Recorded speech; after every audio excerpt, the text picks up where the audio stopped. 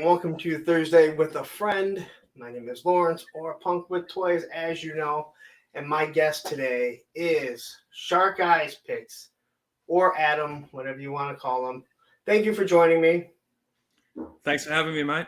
It's great to have you. So, let me first let everyone know this is a pre-recorded one because right now I'm at Disney or in Florida. I don't know. I might be watching. I may not be. But we are going to do this in one take, just like if we were doing it live. We just don't have any comments, and you can even hear him right now, right? So let's just say hi to him. Come on. There he is. Oh, there he is. I love you too. Everyone loves you, but there's no one here to call you today. Well, actually, Adam is. So, all right, going on. Anyway, thank you again for joining me. This is going to be a very interesting one. There was two reasons why I want to do this recorded. Was one, obviously, I was going to be in Florida, but the other is because he's in Australia. So our time is night and day. But he's probably going to be there at the end of this. Do you want to tell him what you're going to be doing at the end of this episode? At the end of this episode, I'm going to be launching my channel. So you can check it out after the chat. So in the description, I will have a link to his YouTube channel. If I'm around or if Matthew's around, we would also put it in the chat. Unfortunately, if you're not an admin or the moderator, you can't put links in there because we don't want riffraffs coming in and just blowing up our chat with their own links. No one goes there to see that. So anyway. No riffraff. Let's talk to Shark Eyes, and let's first find out, where does the name come from? The name come from simply when I created my Instagram account for talking about Joes and stuff. I had no idea what I was going to call it, and I had no idea what avatar I was going to use, and I just thought the image of Snake Eyes, where he's on top of the shark and he's stabbing it from the comic. Why not go with an iconic panel from the comics? And then I thought, well, hang on a second. I can just have a play on words here. I like sharks. So I've always liked sharks. So it made sense just from there. And that's it. It was just something simple I just come up with. I thought it was, I guess kind of funny, but yeah, whatever. It was easy. That's why I think when you come up with a name, I do think, a lot of people just have a regular name that's given to them. And then other people have that, they think about it. I truly thought about this name because I wanted something that represented everything. And contrary to what people realize, I'm not a punk with toys. I'm a punk rocker that collects toys. But my personal Instagram is Punk Rock Skate Dad. Right. And, I had been going with that for quite some time, and I'd be skating at a park and guys would come up to me like, hey, Punk Rock Skate Dad, come over here, we got some some hamburgers for you, or hot dogs or whatever. That's how people knew me. So yeah. it gets weird, and you're like, oh man, people know who I am because of me always associated with the big skate park here. So yeah. So let's talk about where you're from. I'm from Melbourne, Australia, and this is where we queue up. And I come from a land down under. If I knew how to do it and I wouldn't get demonetized, I would have all of it. Or I had a soundboard. I still need to get that soundboard. I gotta wait to get a better computer, and then all that will come eventually. All right, so I find it interesting, and I've talked to you guys before. And I've talked to a lot of Australians. As I said before, I am the #1 American toy tuber show for Australians. So much so that I made a comment on one of the lives about where's all my Australian friends, and Unusual Mike hit me up the next day and said, hey, I don't know if you know this, but most of us are working during that time. Yeah. I was like, holy crap, man. I'm so happy to know that you actually watched the live stream on the replay.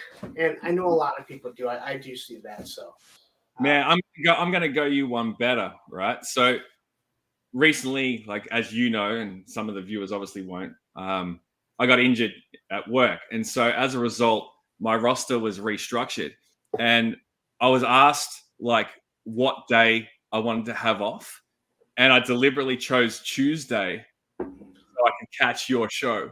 which is Monday. Yeah, which is Monday for you guys, and that is straight facts. So yeah, that Tuesday's my day off during the week, and I've currently got weekends off, but normally I will work some weekends as well. So you watched the Monday Night Toy Ramblings on the replay, but live.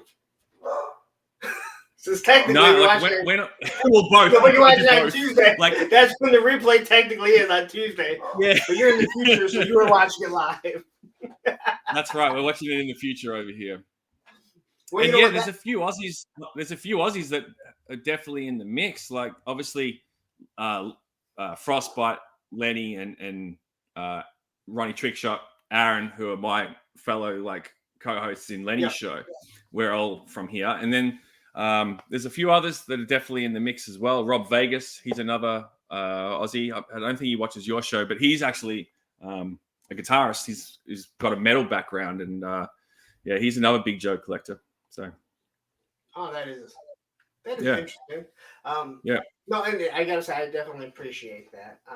It makes you feel good that you know, like something that you're doing is growing. So, but it's not about me. I can talk about myself all the time. Or at least I can talk to myself all day. So, do you mind me asking about what age you are? Oh, not at all, man. I'm 46. I'll be 47 next February. So, yeah. Okay, so yeah, it seems like that is the ripe age for adult toy collecting. Yeah, we're right in the pocket.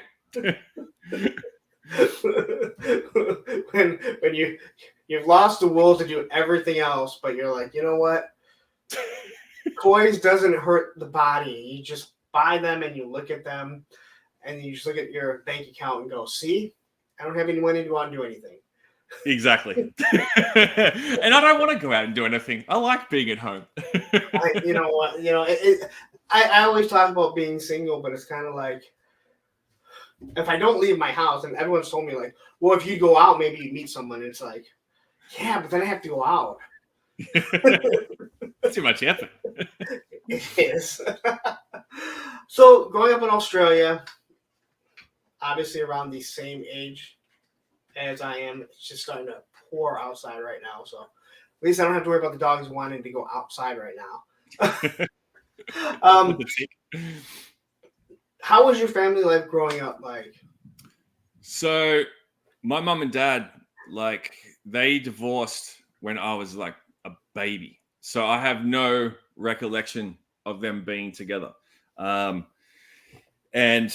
they remained amicable throughout the course of my life, which was great. So as a result, I lived with my mum primarily, and I'd visit my dad on weekends. And later in life, there was a few stages where I did live with him and my stepmom. And yeah, so I moved around a lot.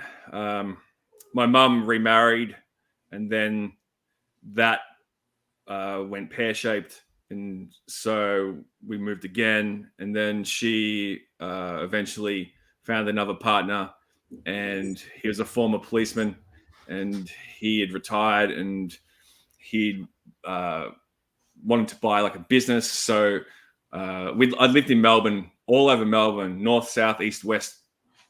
In like I've moved like 30 times over the course of my life, and we at that stage when he bought the business, we moved to the country. So I went from I was probably about 2 years into high school, and we moved to a country town, which is probably about almost 4 hours away from Melbourne. Complete culture shock, because I'd gone from primary school to high school with a lot of the same friends. So I had that friendship circle around me, and then moved to the country, didn't know diddly, and was just So primary school for you is elementary school, right? Correct. Okay. Yeah. Just so people that don't know that are wondering. Yeah, gotta mix up the lingo. Yeah, I really found that out when I was on your guys' show, and it was kind of like these weird, you know, it's like you hear them and then like you can put them into terms, but some people may not realize exactly what it is. So Yeah. So here, like you obviously go to like preschool or kindergarten, and then you go to primary school, and then you go straight from primary school to high school. There's no junior high or anything like okay, that. Yeah. so you would have been right in the age of the Star Wars GI Joe Motu craze, like the perfect ripe age where it's like you get to start off as when you really get to know being able to play with those toys to the end, where I know a lot of people are like getting into it. They might be getting into it right at the end, or they're getting into toys as GI Joe is coming to an end. Was there any specific toy you gravitated to, or toys that you gravitated to? Oh man, I can tell you from the jump, like I must have been 4 or 5, which put me in the 81 to 82 bracket of Star Wars being huge. And that was the entry level for me with action figures. And being an only child, I always looked after my stuff. I was one of those kids who would play with my stuff, and I'd have adventures in the backyard or in the lounge room, whatever, entertaining myself. But I never lost stuff. I never broke stuff. I was never destructive. And up until my teens, like from when I was little, I had all my original stuff. So Star Wars was big. I used to create I never had like the Hoth play sets and stuff. So I would create like the Hoth battle scenes, or recreate, I should say, in my lounge room using like foam inserts from like packing boxes and stuff like that. The styrofoam is the greatest thing for bases, because especially as a kid, when you don't know how to make it, you can just stick a gun into it and it stays right there. And that's exactly what I did, man. Like I had the mini ion cannon or whatever it was called, and that the snow troopers had.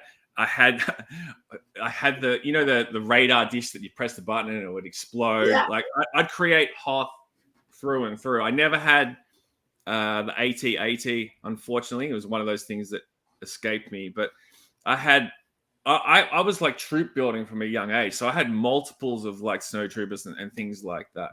I was very fortunate. My mum, despite being a single mum, and she never demanded like alimony, I guess you guys would call it, from my dad. So she supported like my toy collection from the jump. She was the enabler. My mum was the enabler. And yeah, that's where it started, man. So this is kind of off topic, but you said it.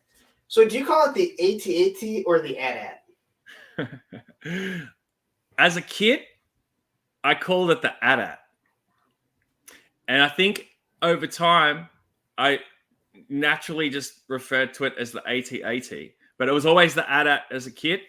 Yeah, it's one of those things that some people I know take issue with it being called one thing or the other, but it is an acronym, so I guess AT-AT works, but AT-AT also works. So I've always called it the AT-AT. There you go. But it was always the AT-ST. But until like adulthood, I never heard anyone refer to it as the AT-AT, and it made me. I had to think about it, and I was like, "Well, that's stupid." But then you're like, "Well, you don't call it the AT-STA." Yeah. But and even to this day, when I hear it, I'm like, "Oh yeah, that's what you're talking about." Yeah. Yeah, I don't know. At some point in my life, I just pivoted mentally and just started referring to it as the AT-AT. But yeah, I might slip into an AT-AT every now and then. But yeah, that's where it all began. Well, it's funny. Like I came back into skateboarding, and the 360 kickflip is such a popular trick, but the kids nowadays, they call it a tray flip. Right. But to me, that doesn't make any. I mean, I started to at times call it a tray flip, but my buddy, who's always skated, he's a little bit older than me. He said, "Yeah, when we grow up, a 360 flip, like the board spun 360. That's Yeah. what a tray flip is. But people can actually do now actual 360 flips with their body. So now it's like it's distinguishing two different tricks, and I'm like, yeah, but you say 360 flip, most people know what you're talking about. Like almost anyone that's a good skateboarder can do a 360 flip. Not everyone can do a complete rotation 360. But I mean, it's like the same thing. Like you hear something like that, and you're like, what are you talking Yeah. about? So then, obviously, Star Wars, you said, was huge for you, which I think was for most of us. I mean, yeah, absolutely. They were inexpensive, easy to play with, 5 points of articulation, except for the Stormtrooper. There was just 4 points. Better not give Super 7 any ideas, so go back to we're gonna have a 4 to save a couple bucks. He'll charge you more though. So did that lead into other lines, or were there other lines during that? I know a lot of people talk about the Fisher Price people. Yeah, no, like as far as I can remember, like I think even I might have even had like a Buck Rogers figure, like around that same time as Star Wars collecting, but he was just a solo one and done. Star Wars was really the gateway drug, like that just got me in the eye of the storm.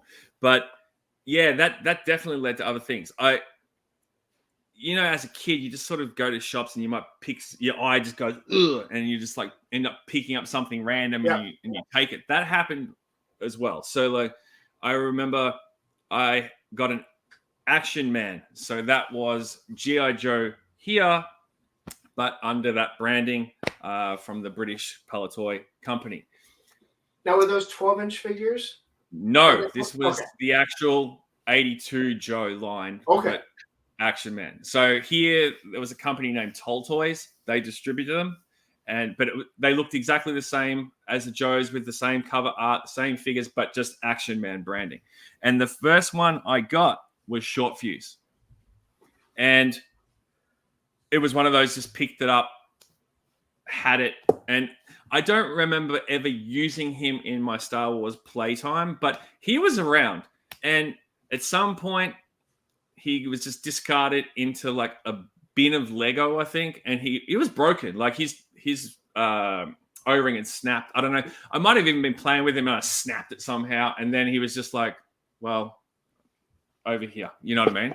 So he was technically my first Joe, but then that was it. I didn't gravitate towards that brand. I would see it in the stores, like in toy shops and stuff at the time, and I can distinctly remember seeing certain things like the 82 Snake Eyes on pegs. I can remember seeing accessory packs and all those things that were branded with Action Man. Like I can remember also seeing the MMS as well with Hawk, but just never picking them up because I would always go straight to the Star Wars section and just be like, all right, this is what I'm taking today. You know what I mean? So yeah, and then from there, the gravitational pull shifted to Motu.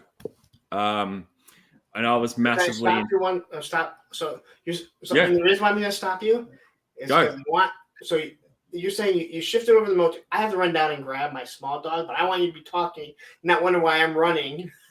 And there's no chat to chat with. So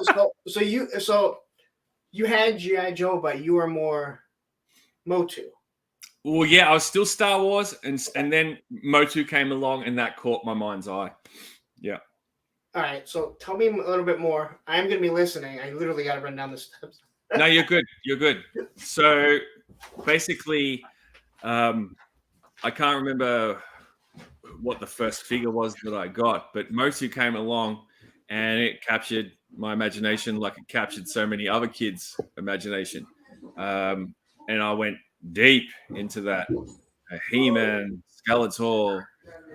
I think maybe even my first figure might have been Stratos.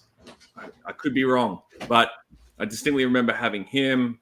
And then Grayskull came along, and I got that, and different vehicles and stuff. And yeah, for a time there, I must have been around 8, I reckon, when Motu would have come out, or 7 or 8.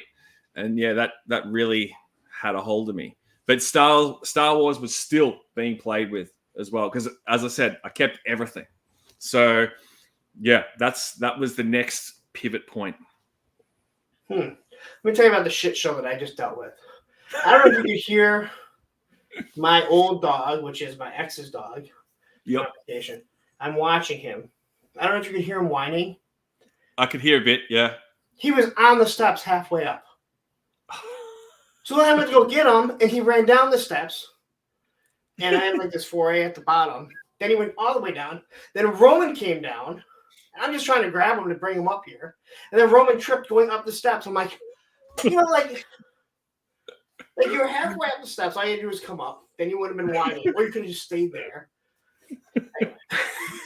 Man, you know that old saying in Hollywood is never work with animals and kids, mate. Oh man, I'm just like, man, you gotta be kidding me. I'm just like, come on. Yeah. Funny I'm just gonna give you the disclaimer. I'm waiting for this door to pop open and my wife be like, here, take one of the dogs, and like one of them may come in. So it could be the little one, it could be the big one. Who knows? We'll see what happens. It's funny that you said like never work with kids or animals. You ever watched the TV show SEAL Team? I think I've caught it like once or twice. Yeah. Well, it's about a SEAL team, and they obviously have a dog, right? And I've watched stuff about them, and that guy that has the dog, he's the actual dog trainer. Okay. Well, I was watching the reboot of Justified. Oh yeah, yep. Because not only is it awesome, I love Justified. It's also takes place in Detroit, well, in Michigan. Yeah. And I'm watching the stuff, and I'm like, whoever is doing this is on point. Because when they said 37 miles outside of Detroit, I'm like, that's about right. But one of the SWAT guys, I see him, and I'm like, at first I saw the dog, and I'm like, dude, that's a dog from SEAL Team. And I see the guy, and I'm like, that is definitely his dog. Is it a Belgian Malinois? Is that what the dog is? I have no idea what it is. Like the ones that they generally tend to use in the special forces, like they tend to be Belgian Malinois, and they're the ones that are really agile and can like climb walls and walk across ropes. Yeah. In either the first or second episode, because they showed them back to back, the one guy like climbs up a tree. He's like, "Get the dog off!" And he pulls it back. And he goes, "All right, watch this." And he lets him go, and the dog jumps up off the tree and grabs him. And obviously, you can tell that it's like that's not fake. I'm just googling it now. I dare say it's a Malinois show dog. But anyway. Yeah, she looks like it, or she could be a Belgian Shepherd. No, she's a Malinois. Yep. They're primarily used by the special forces. They're crazy. Those dogs. But you know what's bad when you see the dog and you're like, that's a dog from SEAL Team. Before you see the guy, and then go, oh yeah, like there's the same. They're nuts, man. But I believe he was special forces or something with the military. So of course, like it works out perfectly. There's an Aussie guy who I follow on Instagram, and he's a former Australian Special Forces, and he has one that was in active service with him when he was over in Afghanistan and Iraq, and the dog's name is Googe, and he actually has titanium teeth. He's had like implants put in as a result of like I think he sustained some injuries during service or something like that. And yeah, he's got like metal teeth. It's crazy. But this dog is so well trained, and like his owner is now a dog trainer since he's out of the military. And like the stuff this dog can do, they're super intelligent. Like that breed, they're amazing, absolutely amazing. And I don't want to get off topic because I do want to talk more about where you were, but you would like SEAL Team, I think, because you do dog training, correct? I don't do dog training, but I work with dogs. Yeah. Okay. When they take that dog out of service, because there's a whole episode that like he's starting to flinch and different things like that. They go into this whole thing because a lot of that TV show is about what the military goes through, how that's their life. Like some of them operators, they don't know how to leave it. Yeah. The suicide that's among them, different things like that. But one thing they get into in the one episode is that they're like, dogs have PTSD just like us. Except they have no one to talk. They have no one to talk to. They don't know how to deal with it. And there's a whole episode, well, more than a whole episode, and like the dog is taken out of service, but the other guy takes the dog because obviously they're going to need another one. But anyway, I think you would enjoy it. It's one of those shows that I've definitely have heard about, and I think I've caught a bit of it on late night TV here, but I've never actually got into it. I might have to follow that up. I need a new show actually. I really do enjoy it. So anyway, so Motu, did you get like Motu and G.I. Joe or Action Force, whatever it's called over there, at the same time that we did, or did it come over later? So I reckon we would have got Motu around about the same time as you guys did, like because Mattel was prominent here already. G.I. Joe, no. So like Action Man, we definitely got from the 82 point, like you got Joe's at the 82 point. And I reckon Tall Toys would have had the license maybe for 2 or 3 years. Don't quote me on that exactly. Okay. But then there was a hiatus for Joe's. So we didn't get Joe's until around 86. The 86 wave started to come through. So we never saw the 85 stuff here. If we did, it might have been a smattering of things. Like I think the Crimson Twins come out in 85, right? I think, is that right? The 2-pack? I think so. I mean, I don't really know I just know that the flag came out in 85 because I see we definitely got some trickle down, but we never got like figures like Dusty or Shipwreck or anything like that. But by 86, it wasn't Action Man, it was Joe's. Like it was branded G.I. Joe, Real American Hero, and boom, it was on. So you're collecting Star Wars, but weren't there a lot of, wasn't Action Force, didn't they also have Star Wars figures that were branded as Action Force, or did you not have that? So no, we didn't get really like that. Those British Action Force, not Action Man, like just to make the distinction. I don't know if we got Action Force here at all. I can't remember it really. So Australia got Action Man, not Action Force. We got Action Man and Action Force.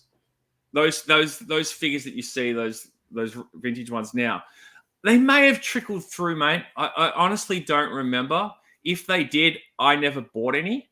And the only ever Action Man figure, as I said, that I owned was Short Fuse. So, but in 1985, I went to America with my dad and my stepmom.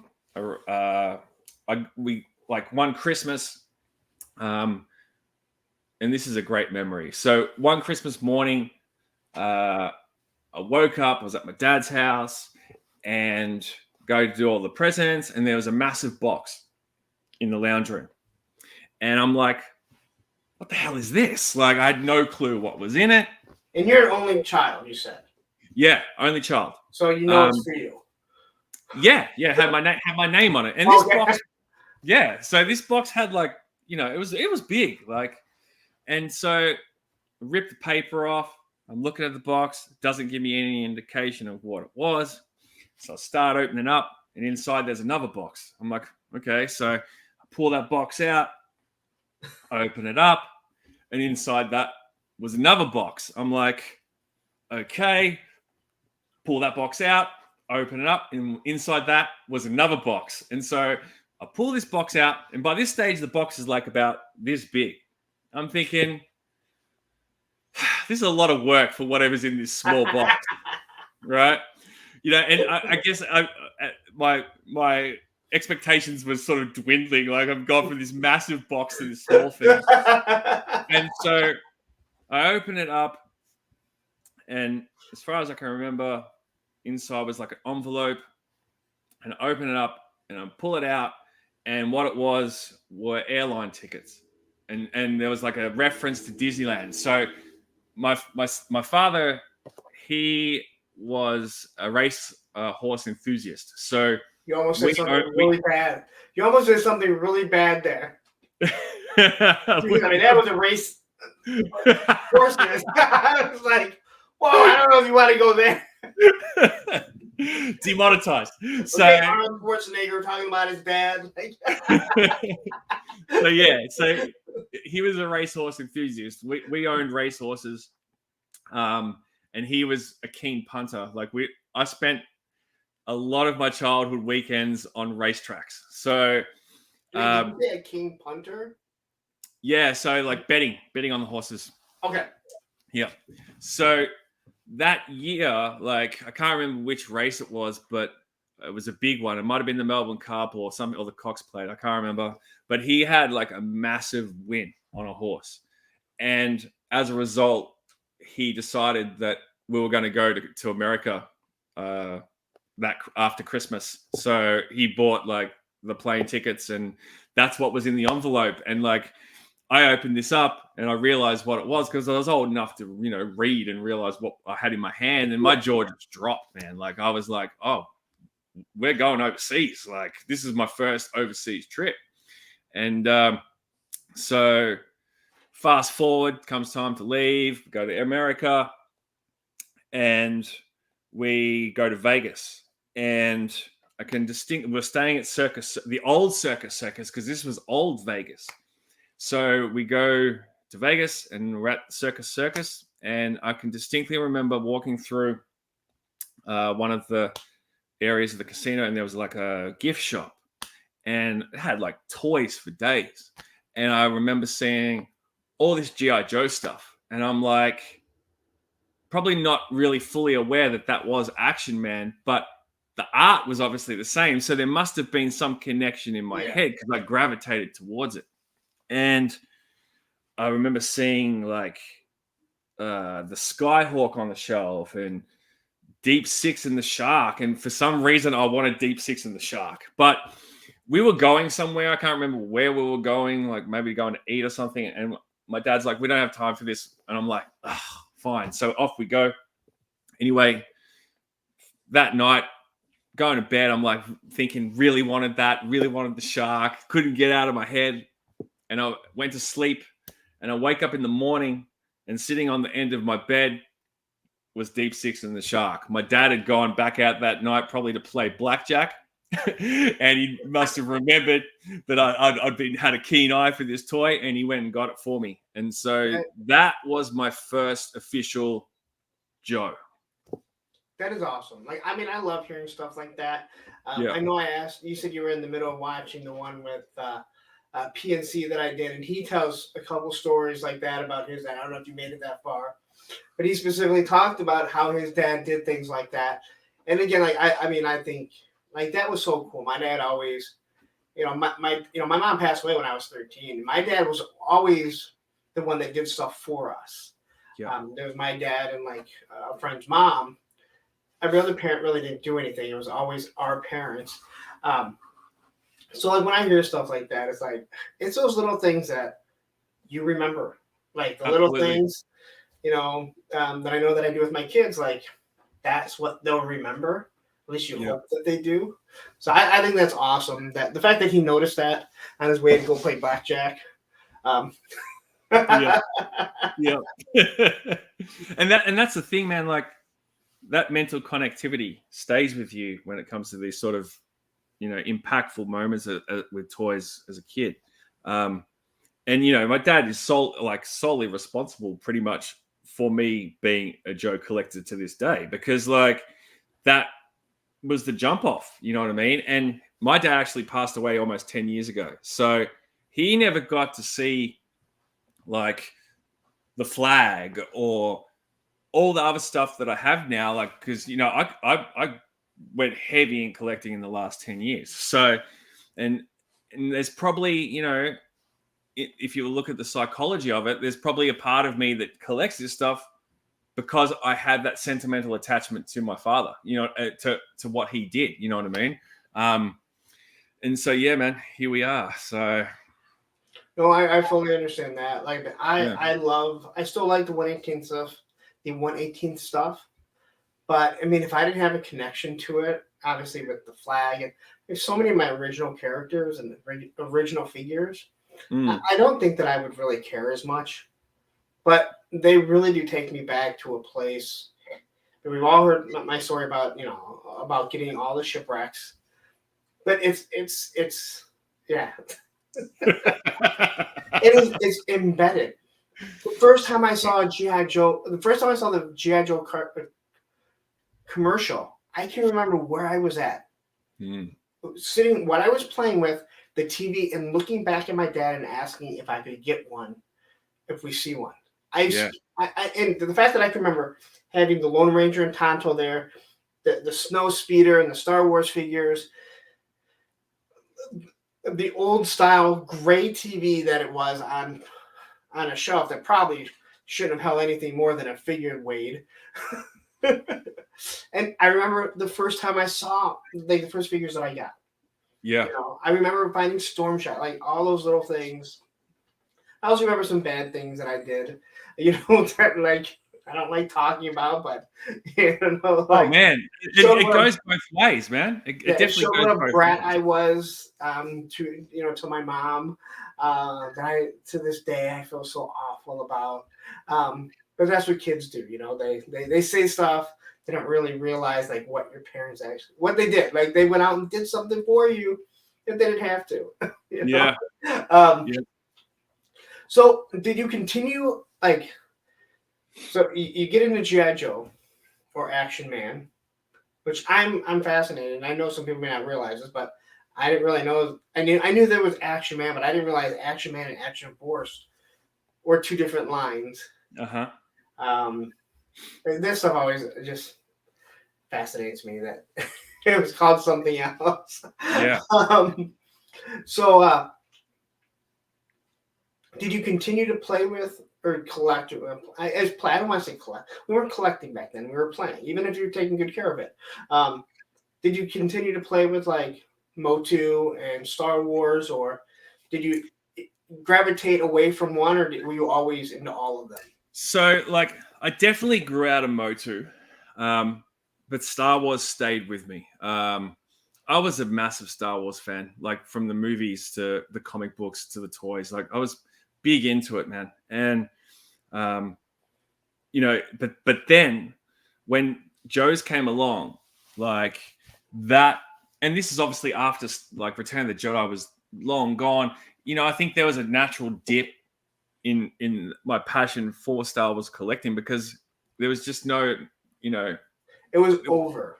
Yeah, it was over. Like I had it there, but it was just over. And Joe's came along, and obviously with their articulation and the amount of vehicles and play sets and stuff, like from 86 onwards, it was on. Like for me as a Joe collector, like it took over. So I can remember in 86, I think one of my first, because I still had the Shark, and I also got the Skyhawk when we were in America too. After that, didn't get any other figures, so all I had was Deep Six, the Shark, and the Skyhawk. So I couldn't really play with those things together. But that I still 2 points of articulation. Yeah, I still had them. So when the 86 stuff came along, they just seamlessly fit. So yeah, I remember getting one of my first figures would have been Monkey Wrench. Who else? Beachhead. Just trying to think of who else was in that wave that off the top of my head. Who else I got?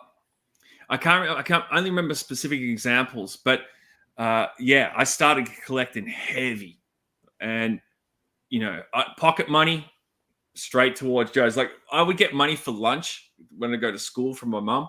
Oftentimes, I would save a lot of that money to the side, and I'd buy like a sandwich or something like. And Are you sure you didn't watch all of PNC's? He specifically said this exact same thing. Oh, really? He specifically talks about like his lunch money and how he would just save it and then he'd buy G.I. Joe. Yeah, I'd do that, man. I would do that. And, I would also get pocket money for doing chores and things like that. And I'd just save stuff.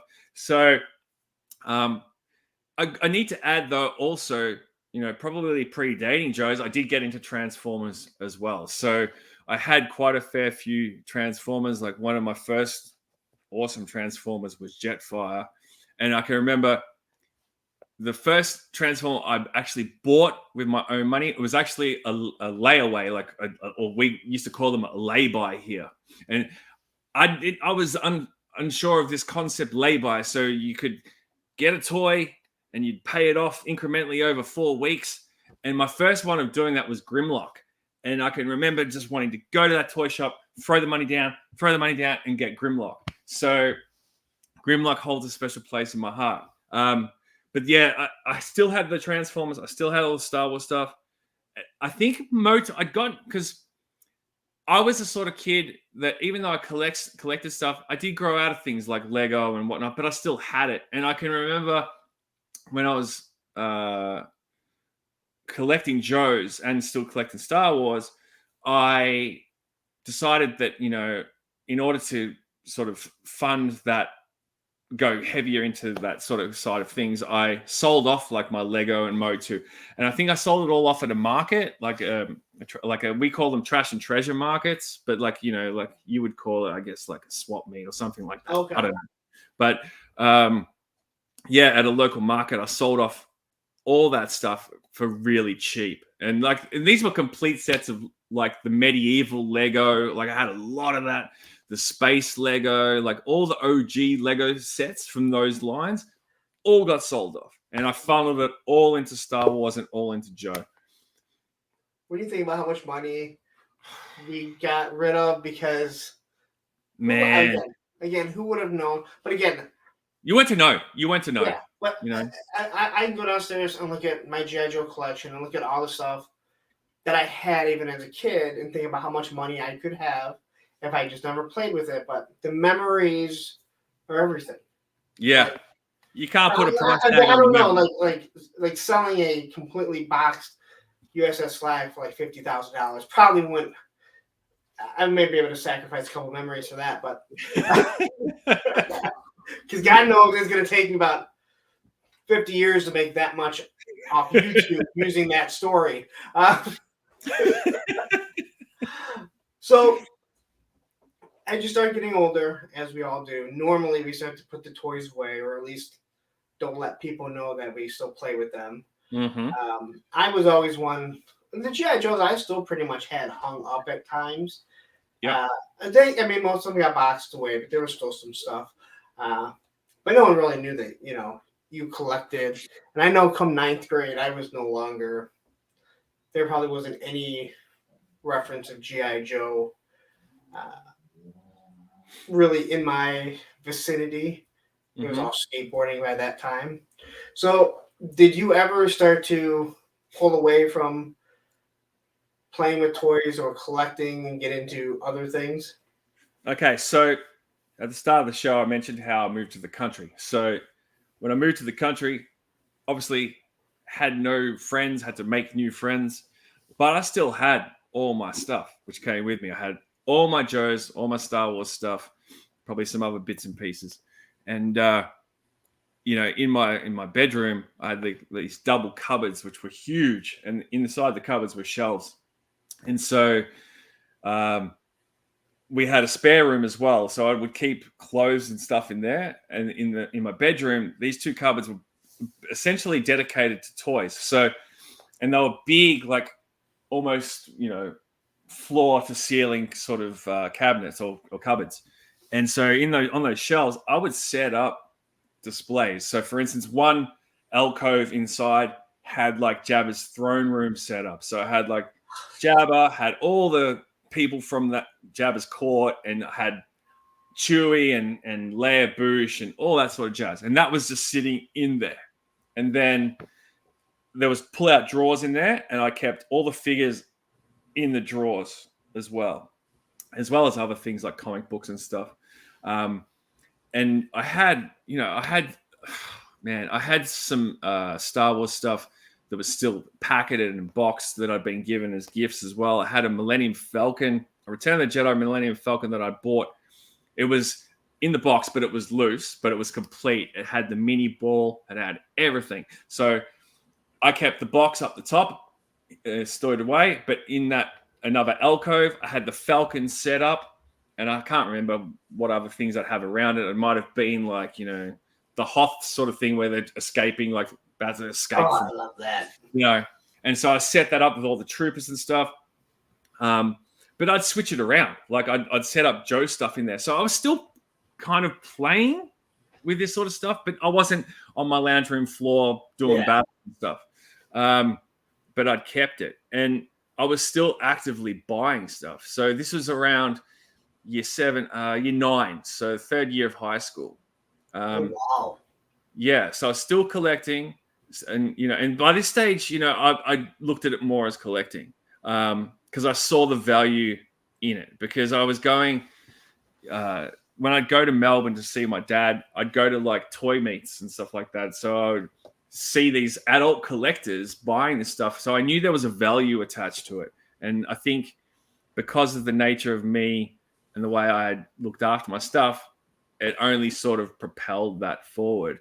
But, I'd go back home to the country after school holidays, and I'd be buying G.I. Joes still. I bought G.I. Joes up until it would have been, I reckon, around about 92, 93.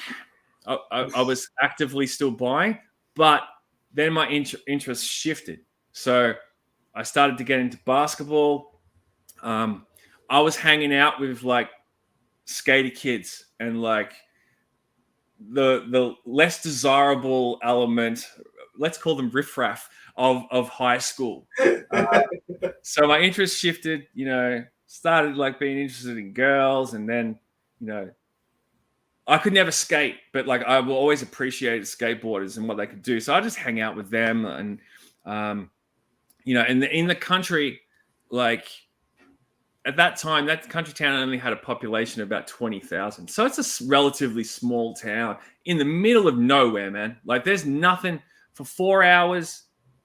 Like there's other country towns, but for 4 hours, it's going to take you to get back to the big smoke, And if you go in the opposite direction, I think another 4 hours or so, you go to Adelaide, which is where Ronnie Trickshot is from. So you're in the guts of country, in the bush. That's all around you, like pretty much. Not in the town where we live, but it's around. Like it's like barren, like country. So boredom is a huge thing, and a lot of kids, would get into smoking and drinking and other sorts of stuff. And I never really got into that, but I did drink from an early age because, that's what you sort of naturally sometimes do as a kid, as a wild teen, you sort of go off, you just follow your friends, and if you're not doing that, you're doing other dumb shit like, blowing up letterboxes with soda bowl bombs, or like, the letterbox is the mailbox, right? Mailboxes, in the country, like on the country roads, like we used to go out on BMX bikes in the middle of the night and just do all sorts of young juvenile sort of destructive. But again, boredom. But because I was an only child, like I was really good at entertaining myself. So, and I had a pretty good imagination. So that's why I think I still gravitated to toys for a little bit. But then other pursuits took over, like basketball became a big one for me. So eventually the vintage stuff that I'd owned all went, unfortunately, I sold off the Star Wars stuff in one big heap to a guy who was interested in, he was a collector, obviously.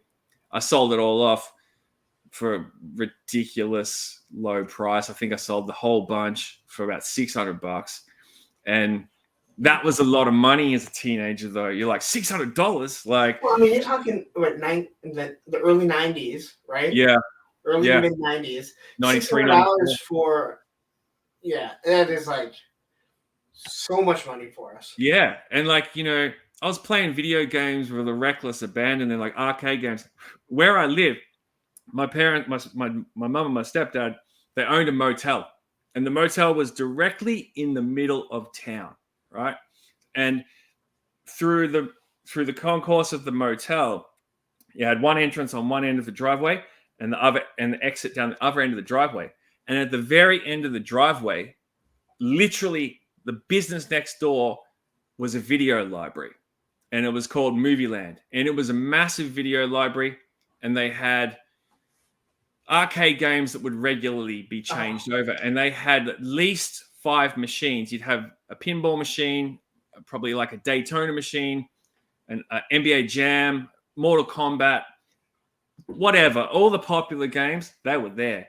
And so I spent a lot of time at this video library. I got friendly with the owners and the workers because I was also into movies as well. I was a massive movie buff. So that was my playground, you know what I mean? And that was a hangout for all the kids too. So it was perfect, man. Like I had money, disposable pocket money that would just be funneled into that shop. And, you know, eventually basketball cards took off and they had a basketball card shop that started within that video library. So I started working in there. So, man, heaven was a playground for me. You know what I mean? Like it was great. So you got. I mean, I know that you're into basketball. We discussed it slightly, but Detroit basketball. See, look at that. And you show me your tattoo on your back, which is. I can't put it in here because I don't know how to. I might be able to transfer this. Oh, I don't know if I can transfer it before. He's got a huge mural tattoo on his back of Michael Jordan, Scottie Pippen, and then for some odd reason, a Detroit Piston, Dennis Rodman on his back. And it is large. So was basketball big in Australia, or did you just gravitate to it? So, in that country town where I lived, basketball was a big thing. And when we first moved there, I had been playing like junior basketball back in Melbourne, but I wasn't great. Like I was young, I was new to the game, so I was very raw. And when we moved to the country there, my mum tried to sort of get me involved with playing basketball there, but I was like that kid, you know, she took me to like a training session to watch these kids play, and these kids were like phenomenal. And I said to my mom, like, I ain't playing with them. Like, I'm not at that level. Like, I'm like, you're kidding me. Like, and we left. Like, I didn't even start up because I didn't have the confidence. You know what I mean? Yeah. But yeah, that town was a basketball town. Like, you got to understand in Australia, obviously, Australian rules football or footy, as we call it, is the be all and end all of sport here. And then, which is not rugby. Not rugby, no. Because now, when I was on the show, and I always thought when people said Australian rules football, they were talking about rugby. And you guys were like, no, it's not rugby. It's completely different. Yep, it's its own thing. So, you know, every state here pretty much has teams. Melbourne has a lot of teams because it kind of sort of started here. But yeah, footy's huge here. It's probably the number one sporting code overall.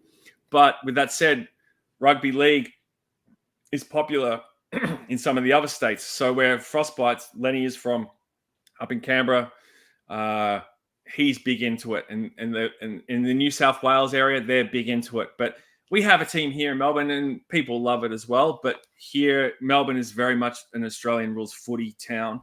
And then I guess the other big sport in Australia is in the summertime and currently is the cricket.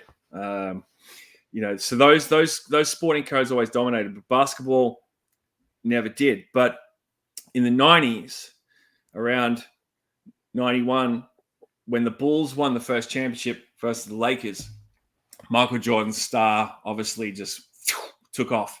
And then in 92 with the Barcelona Olympics, that's when the game went global. And what the dream team did, their impact on that, it affected the popularity of basketball. And again, Michael Jordan's star was just going through the roof.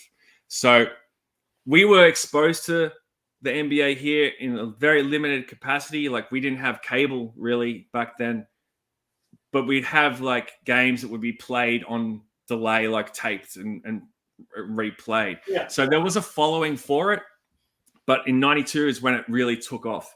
And then you had like Shaq come along, and he, of course, impacted the game in a big way. And David Stern, the commissioner of the NBA, he knew how to market the league Yes. at that point. And, the merchandise, the basketball cards, like all that stuff started to trickle down here and it blew up, man. Like basketball cards were huge here.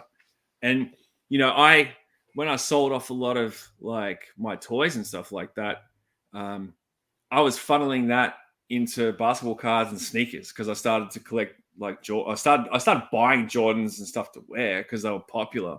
And sneakers became a thing for me as well. So that was the jump off for my NBA sort of following. Yeah. So, I mean, I think even here we understand the global effect of Michael Jordan. Being in Detroit, I don't have a problem with him. He did have the rules changed because he kept getting beat up, but at least he admits it.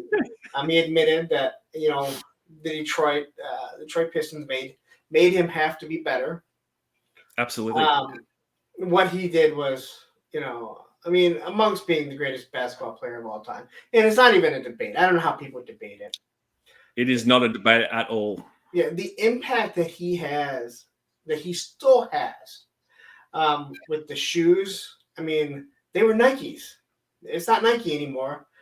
They're the Jordan brand made by Nike, but they're not. They're not Nikes. But everything he does, and when someone is coming close, he says, "Hey, I have this 9-part documentary." I was just thinking about that. Which is a fascinating watch if you haven't watched it. It's phenomenal. Whether you like basketball or not, or you like sports, it is a phenomenal watch because you realize that guy, he cared about winning. Yeah, man. And that documentary got us through the pandemic for a good time period there too, man. It's one of the best things of that period, I think there would have been a lot more casualties at the beginning of the pandemic if it wasn't for Tiger King. Yeah. What could come out that was greater than that when we were all stuck at home? And it's just like, there's this Tiger King. I'm like, yeah, I'm not going to watch it. And then you're there for a week and you're like, fine, I'm going to watch it. And then you're like, but this is stupid. Yeah. And then you're like 2 episodes into it. And you're talking to your friends, and you're like, "Oh my god, have you seen this?" It was nuts, man. It was a phenomenon. It was. Yeah. I can't imagine something. You can't duplicate something like that. Stuff like that just happens. Yeah. The fact that this Michael Jordan documentary has been sitting on the back burner for years means that he was ready to release it when there was someone that people wanted to say is better than him. Yeah. And I've watched a lot of videos of people that want to say LeBron is the greatest. And I'm amazed at how many people are like, I've never really watched Michael Jordan. I'm like, okay, how can you say that you're this big basketball fan if you haven't watched the greats? Like, you don't have, like, you can feel differently, but to not sit down and watch Michael Jordan, it's like being a huge wrestling fan and going, I've never really watched any of Hulk Hogan stuff. Yeah. Well, he is the biggest wrestler of all time. And it's not even close. There's Hulk Hogan and then Steve Austin. And then there's everyone else. Yeah. But to say, like, I've heard other people talk about, like, they watch Larry Bird and like, I've really never watched Larry Bird. Well, if you're a huge basketball fan, how do you not go back and watch the greats? Now, I can understand maybe you don't want to go watch the grainy black and white stuff that is really hard to watch when the rules were different. Yeah. But when people go, oh, I didn't realize how good of a shooter Larry Bird was. Oh, man. And, of course, as a Detroit Pistons fan, you're like, yeah, we did. Yeah. We know all about it. Man. Bird was phenomenal. He was phenomenal. Yes. A lot of magic. I mean, Yeah. I get mad when I listen to people, and it's changed over the past few years. But when people talk about like Allen Iverson being the greatest little man, and I'm like, no, it's Isaiah Thomas. Oh man, it's Isaiah. Yep. Yes. Iverson could do some amazing things, but he was a ball hog.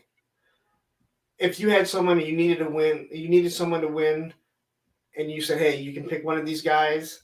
And again, it goes back to they'll even tell you, yeah, Isaiah was a better player than Stockton, but he wasn't on the dream team because of Michael Jordan.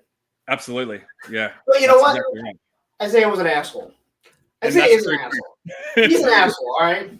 They don't call him the smiling assassin because he's a really nice guy. Oh man, he was a babyface assassin, man. Like Isaiah had one of those smiles that, like, you know, he could fool you with it. And you know, I always liked Zeke. Like, he was tough as nails. I always, funnily enough, like, even though, like, so many kids in Australia who became Bulls fans because of Michael Jordan, even though I was a Bulls fan, I always admired the Pistons because of the way they were constructed. Like, you had Isaiah, you had Joe Dumas, who was phenomenal defender.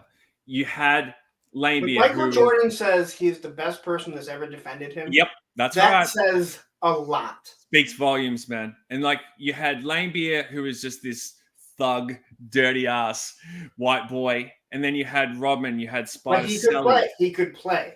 He could play. He could shoot, man. Like, Lane Beer could shoot, you know. And then you had Spider Sally and Rodman and the role player guys, and you Mark Aguirre, man. Mark Aguirre is probably one of the most underrated scorers of his era. But then he sort of he went elsewhere, I think. No, he got traded because he got traded because Isaiah didn't like him. Yeah, that's right. Vinny Johnson. Vinny Johnson. I was just about to mention the This microwave. man. And then you had Vinny Johnson. Like, that team was built in such a way that, you know, it's so tough to stop, man. And the way that they were able to dominate the Bulls for so long, and, you know, in Chuck Daly, God bless him and rest his soul, like, constructed defense that basically funneled him into the lane and just, like, you know, it neutralized everyone else, and it made MJ have to work that extra bit harder. But every basket was going to be a dogfight, man. Like, you come into that lane, you're going to get hit. You're going to get raked across the face. You're going to get your legs taken out from under you. You're going downtown. Like, I'm obviously very biased. And I hear people talk about the 90s and they talk about the tough teams of, like, the Knicks. And I'm like, they never won anything. no. You know? And then because they had to deal with the Michael Jordan buzzsaw. That's why. yeah. But, like, I hear people and they talk about, well, the Pistons, you know, they were just bullies. They couldn't play, and I'm like, just bullshit. Go look at that team. Mm. Yeah, I will never say that they are the greatest team of all time, but to look at those two teams, yep, and to know that they probably should have won in '88 too if it wasn't for them foul. Isaiah's ankle. That was a great team. Like, those were great teams. If you want to say that the 2004 Pistons were not a great team, I will agree. They played great. They didn't have great players, you know. And yeah, they took down a Lakers team that was completely dysfunctional because you had two stars that didn't want to play together. Yeah. But you know what? The most talented team doesn't always win. I watched the Detroit Red Wings lose more times than they should have when they were the more talented team. Does not make you the best team. Yeah. But, you know, the beautiful thing about that 2004 Pistons team is the similarities between them and the Bad Boy Pistons. The way they were built. Like, you had everyone played their part. You had Chauncey at the point. You had Sheed, like, doing his thing. You had Rip Hamilton. Man, Rip Hamilton. What a scorer, man. Like, coming off all those picks, the way he was able to get his shot off, just beautiful. Like, when we got him at the Bulls, when we had, like, that brief short window of you know, being successful, I was so ecstatic, man, because I always liked Rip's game. And you ever notice that Rip Hamilton, every time that he shoots a free throw, he bounces twice in front of him, once to the side? Yeah, that's his thing. Yeah. And he wore that mask even after his face was after he got the broken nose. Yeah. Because you become comfortable with it. Yeah, it was You his know? thing. It was almost like a security blanket, Yeah, I I guess. do the same thing with skateboarding. Like I still have specific things on my skateboard, and God knows at this age and how bad I am, it doesn't Yeah, help or hurt me, but it's psychological, it man. is. Yeah, and you know, as a basketball player, like when I did play, like you have your like superstition sort of things that you know you go through. You know, you like at the free throw line, I would always spin the ball forward and then come back to my hands, bounce it 3 times before I took a free throw. Yeah, and those things just sort of become organic, you know, and you stick with them. They stick with you. I watched this guy. Um, it was after. Well, I've seen him a few times do this, but it was after hours at the skate park, and he was trying to do a kickflip over this huge thing. And even in the video, I even told him, I'm like, the video doesn't do justice how big it is. But he had to be against the wall because there wasn't that much space. But every time he was against the wall, he would tap his board, I think 2 or 3 times, and then he'd go. Every Yeah, single, because it took him many times to do it. But he would tap it and it was just like, you weren't going to say anything while he's in the middle of it. Like, because that would throw him off. But when he was yeah, done, I'm like, every time he went to do it, like right before you left, you would tap it 2 times. Which I yeah, forget what it was. I'm like, if you didn't, I knew like you were completely off. Like you didn't even yeah. realize it. Um, but I do want to talk. So you talked to me about you were here in Michigan back in what you said 2010. okay. So how did that come about? Because it wasn't just you were here in Michigan. You really got into basketball, and you said you started doing a basketball blog, I believe. Yeah. So previous to that, my first trip to America was 85. No NBA involved. And then in 95, I went back to America with my dad on a business trip. And he was going to a convention in Dallas. And so we went to stay at the Hyatt, which um, is opposite the old Reunion Arena in Dallas. And he was doing his business thing, and I was mainly staying at the hotel. And so one day I'd gone down to like the lobby for something, and we had tickets. Like we'd gotten tickets to see the Spurs play the Mavericks that night. And So this so is 95 95. or Tim So Duncan. pre Tim Duncan. Yeah, so this is like Robinson. This is when Rodman was with the Spurs, Oh, right? The Madonna years. So, so I'm going through like I can't remember why I was going downstairs to the lobby, maybe to get something to eat. I can't remember. And I walk downstairs and I see like a commotion and all these people around. I'm thinking it seems off. But then I see these really tall individuals, and then I'm thinking, hang on a second. And I keep walking, and I look to my right, and I see Jerry Sloan, the coach of the Utah Jazz, being interviewed. And I'm thinking, okay, so the Spurs are playing the Mavs tonight. We're going to that game. The Jazz are playing the Mavs tomorrow night. Why are they? They must be staying here. And so I keep oh, walking. okay. So I keep walking, and I walk into the lobby, and I see Chuck Person, Doc Rivers, I think his name was Chris Whitney. He was like a backup guard for the Spurs. That was before Doc Rivers was a bad coach, right? Yeah, he's still playing. It's towards the end of his playing career. Sorry. And Doc Rivers is such an overrated coach. yeah, well, that's another story. Oh And it's never his fault. It's always no, everyone else. Anyway. yeah. So I go. These are all NBA players. So I quickly run over to like some desk. I say, "Oh, can I please get like a notepad and a pen?" And the lady's like, So 95, you're roughly what? 18? 95.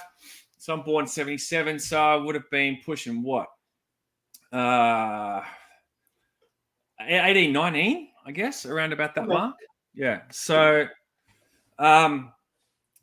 I get the pad and pen, like a little hotel notepad, and I go over to Chuck Person. I say, "Hey, Chuck, can I please like get an autograph?" He's like, "Yeah, sure." So he gives me an autograph, and then I get one from Doc Rivers, and ignore the other guy, and then I walk around, Wait, why and did you ignore the other guy? because he was just like whatever, like I didn't really give a shit, and so I turn around. And like, so I'm in the lobby, like the entrance of the hotel, like to the car park where the car service comes through, or whatever. And I turn around, and behind me at like a rental desk, like Avis or something, I see Karl Malone. And so he was busy like dealing with someone at the counter there. So I didn't bust his balls. Like other people were coming up to him and stuff because it's Karl Malone. I'm like, whatever. So I walk off, and I see this other young. Elbowed you. What's that? Sorry. He probably would have elbowed you. Wow. You act like you didn't know it. Yeah. Wow. So we'll circle back to that in a second. So, and I see this young guy, probably about my same age, and he's doing the same thing. He's autograph hounding like I am, and I'm like, I go up to him. I said, "Oh, have you like seen any other players?" He's like, "Oh man, you just missed like David Robinson." I'm like, "Oh."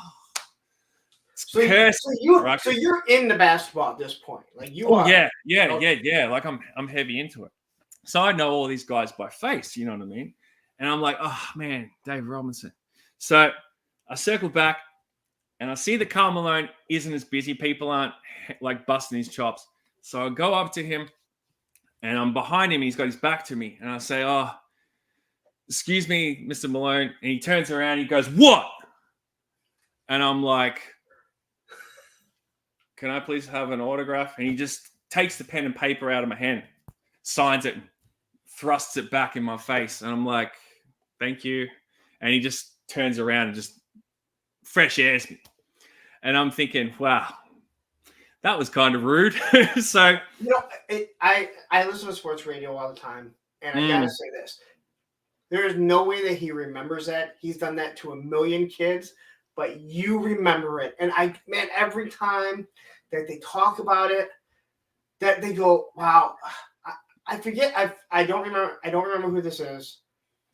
It was either an actor or an athlete, and I think it was it might have been John Cena. But it was someone, they were talking about how like someone came up to them, they were at dinner, and someone asked for their autograph, and he kind of snapped at them, and it was these three girls, and he's like, I'm at dinner or whatever, and he kind of walked away, and the girl that he was with looked at her and was like, "Do you realize what you just did?" He was like, "Man, it's just annoying." And he's like, "This is probably the only impression they're ever going to have of you, and this is what you left it." mm-hmm. He's like, "They don't care that you had a bad day. This may be the most exciting thing of their life to ever happen." Yep. And he said, I thought about it, and I got up and I walked over, and I said, "I'm so sorry. I'm having a bad day. It's no reason for me to take it on you. Hey, let me do, And he goes, you could see like the face just completely change on that person. Absolutely. Yep. And that's going to be their story, that they're going to remember, like, he snapped at me, but then he realized, and then he came up to me, he goes, ever since then, like, there is a time that you got to say, hey, no autographs, but there's also a way that you say it. And it's like, that's what you remember. That's the story that you told. I don't know if you ever listened to Jim Rome. Scottie Pippen is a notorious bad tipper. Oh, frugal. The fact that your name, listen, and like they say, hey, if you're going to be a bad tipper, you better not make sure that your name rhymes with tipping. So when you're called no tipping Pippen, like that, like you don't hear about the good, you don't hear about the good tippers, but you hear about the bad ones. Absolutely. You don't hear about the guys that pick up the tabs, but you definitely hear about the ones that don't. Yeah, absolutely. I would rather be someone that, if I'm a rich, that no one talks about, rather than go, oh yeah, that YouTuber over there that I know is making boatloads of money because I see all the free stuff coming in. Yeah, we went out to eat, and he made sure he got his own tab, and that was it. Yeah. People remember that stuff. So anyway, in Australia, we have we have many ways of saying things, but one would refer to a person like that as tight as a nun's nasty. But anyway, so dejected from that moment of, you know, a dream teamer who I've watched on TV just turn around and just treat me like a piece of dirt. I walked off, man, like shoulders slumped. I just missed David Robertson. Karl Malone is just like verbally just like accosted me.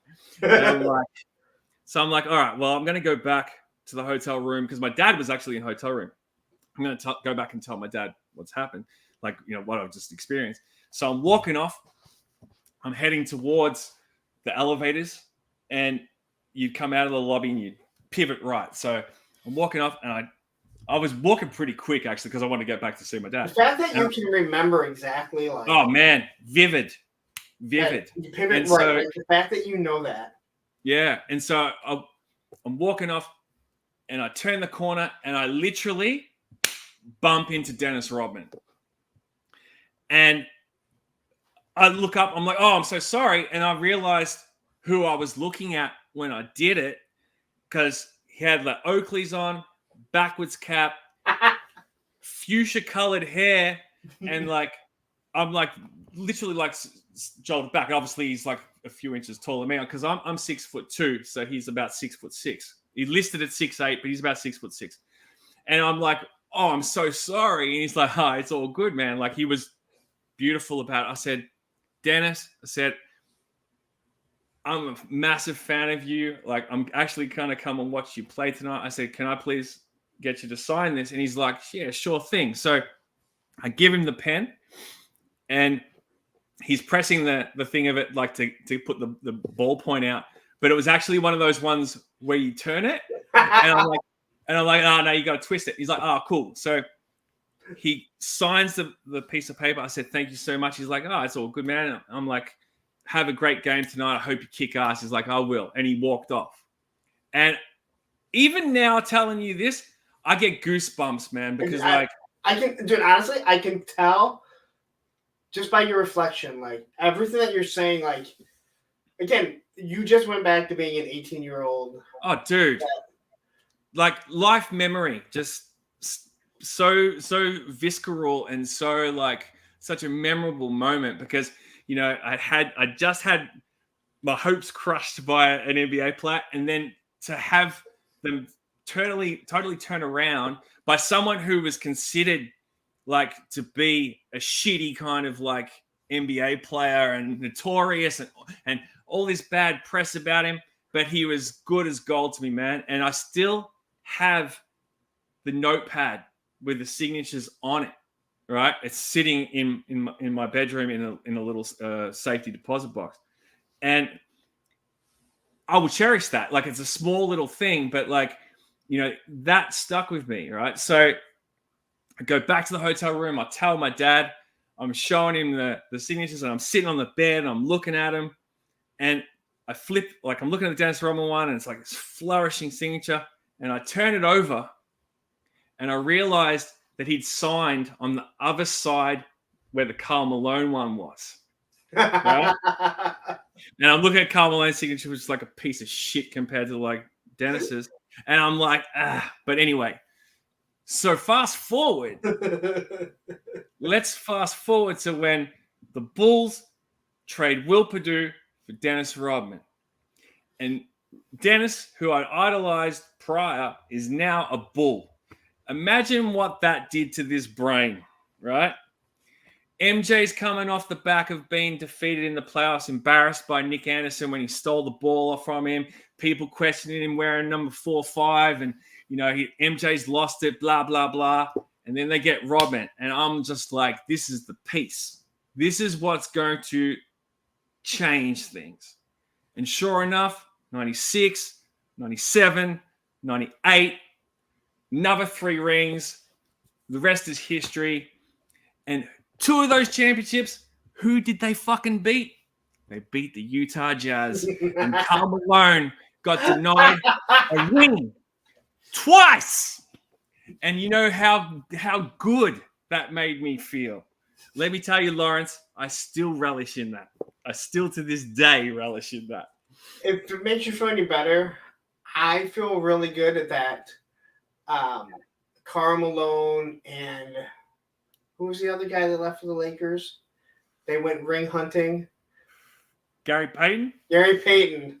That they went there hoping to get a ring with Shaq and Kobe, and then the Pistons beat them very convincingly. They even, the guys here call it the first 5 game sweep. Because if you remember that second game that the Lakers won, it was by magic. Yeah. It was a magical shot by Kobe. If I remember correctly, like just to win that game. All the other games, it was a slaughter. Yeah. It wasn't even close. No. Pistons had their number. So to go back to your original question about me being in Michigan. So fast forward to 2010. So massively still into the game, and a friend of mine and I decided to go to the States to catch some games because like D Rose was at the Bulls, phenomenal rookie. The Bulls are on the cusp of, they're in the East. They've got LeBron there as well, and obviously that didn't pan out. But like the Bulls were exciting again because they hadn't been exciting for years, man, and they had this phenomenal play in Derrick Rose, who You mean because GMs don't make teams? Oh, can you believe? Yeah. I'm sorry. I know that's all. Like the fact that GM, Jerry Krause, said GM makes great teams, not players. You have Michael Jordan. Say what you want about Scottie Pippen. He is a top 50 player, probably a top 20 player. But the fact that you have Michael Jordan, I couldn't imagine anyone having the greatest player. And well, I take that back because you pretty much did have the New England Patriots and Bill Belichick trying to get rid of Tom Brady. But I mean, again, he was trying.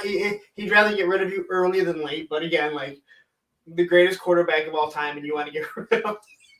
But yeah, it's the same thing, isn't it? Like obviously that Bulls team by the end of that 6th championship, Phil Jackson's like relationship with Krause and whatnot, and there was a lot of moving parts that led to that downfall. Well, you know what? I'll say this.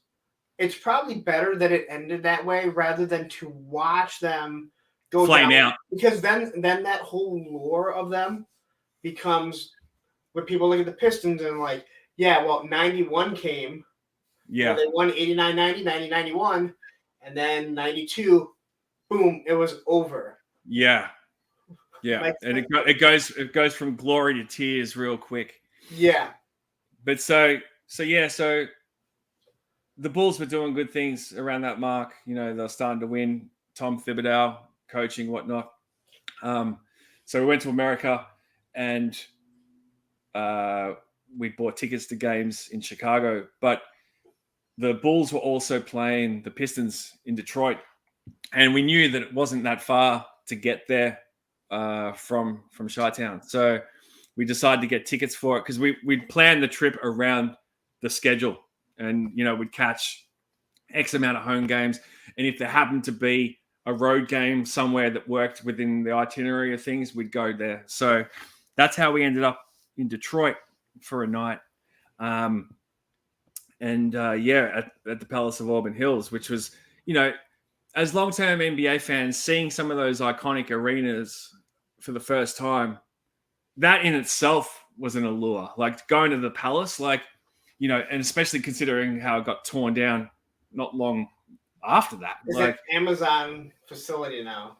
Fucking hell, really? Because when the owner died, his wife didn't want it. She pretty much gave it away. Oh man! She pretty much gave, and she didn't just sell the team; she sold everything. The Palace. I mean, you were only there once, but it sat by itself on its own property with its own parking. Yeah. Now they're in Detroit. They play in the same arena as the Red Wings. Yeah. It's owned by the Ilitch family, so they actually pay rent to them, even though he bought. And everyone always said the Palace, even though that it was an older arena, it was still up to date. It was still wonderful. Oh man, it was a lovely arena to visit. Like, Yeah. even though we went there once, and like, you know, it was a good game too. Like D Rose hit the go ahead bucket to win the game, and that was phenomenal because like we'd befriended some Bulls fans like via Twitter, like leading up to, because this is how we sort of followed the game, and like so we'd become friendly with them, and we'd met them in Chicago, and they were actually road tripping to the Detroit game, so we were there with them as well. But we were like, you are a brave Aussie, man. You met Chicagoans on the internet. You flew across the pond, which is the ocean. Yeah. And then you drove to, I'll say Detroit, but Auburn Hills is way out of Detroit. we actually flew. I think we flew to Detroit. I think we didn't even drive. So, okay. We flew in there on a Delta flight, I guess. And then, we because we were only there for the night, we literally went from the airport to the hotel, dumped our shit, and then went to the game, and then back to the hotel. And then we flew out the next morning. So it was a whirlwind kind of like leg, but it was worth it, man. Because like, that's so like that story is just like that's something you're never gonna forget. Like, oh man, like I'll tell you another story about that trip, which relates to also this in a way. Like you talk about Twitter and befriending people. So like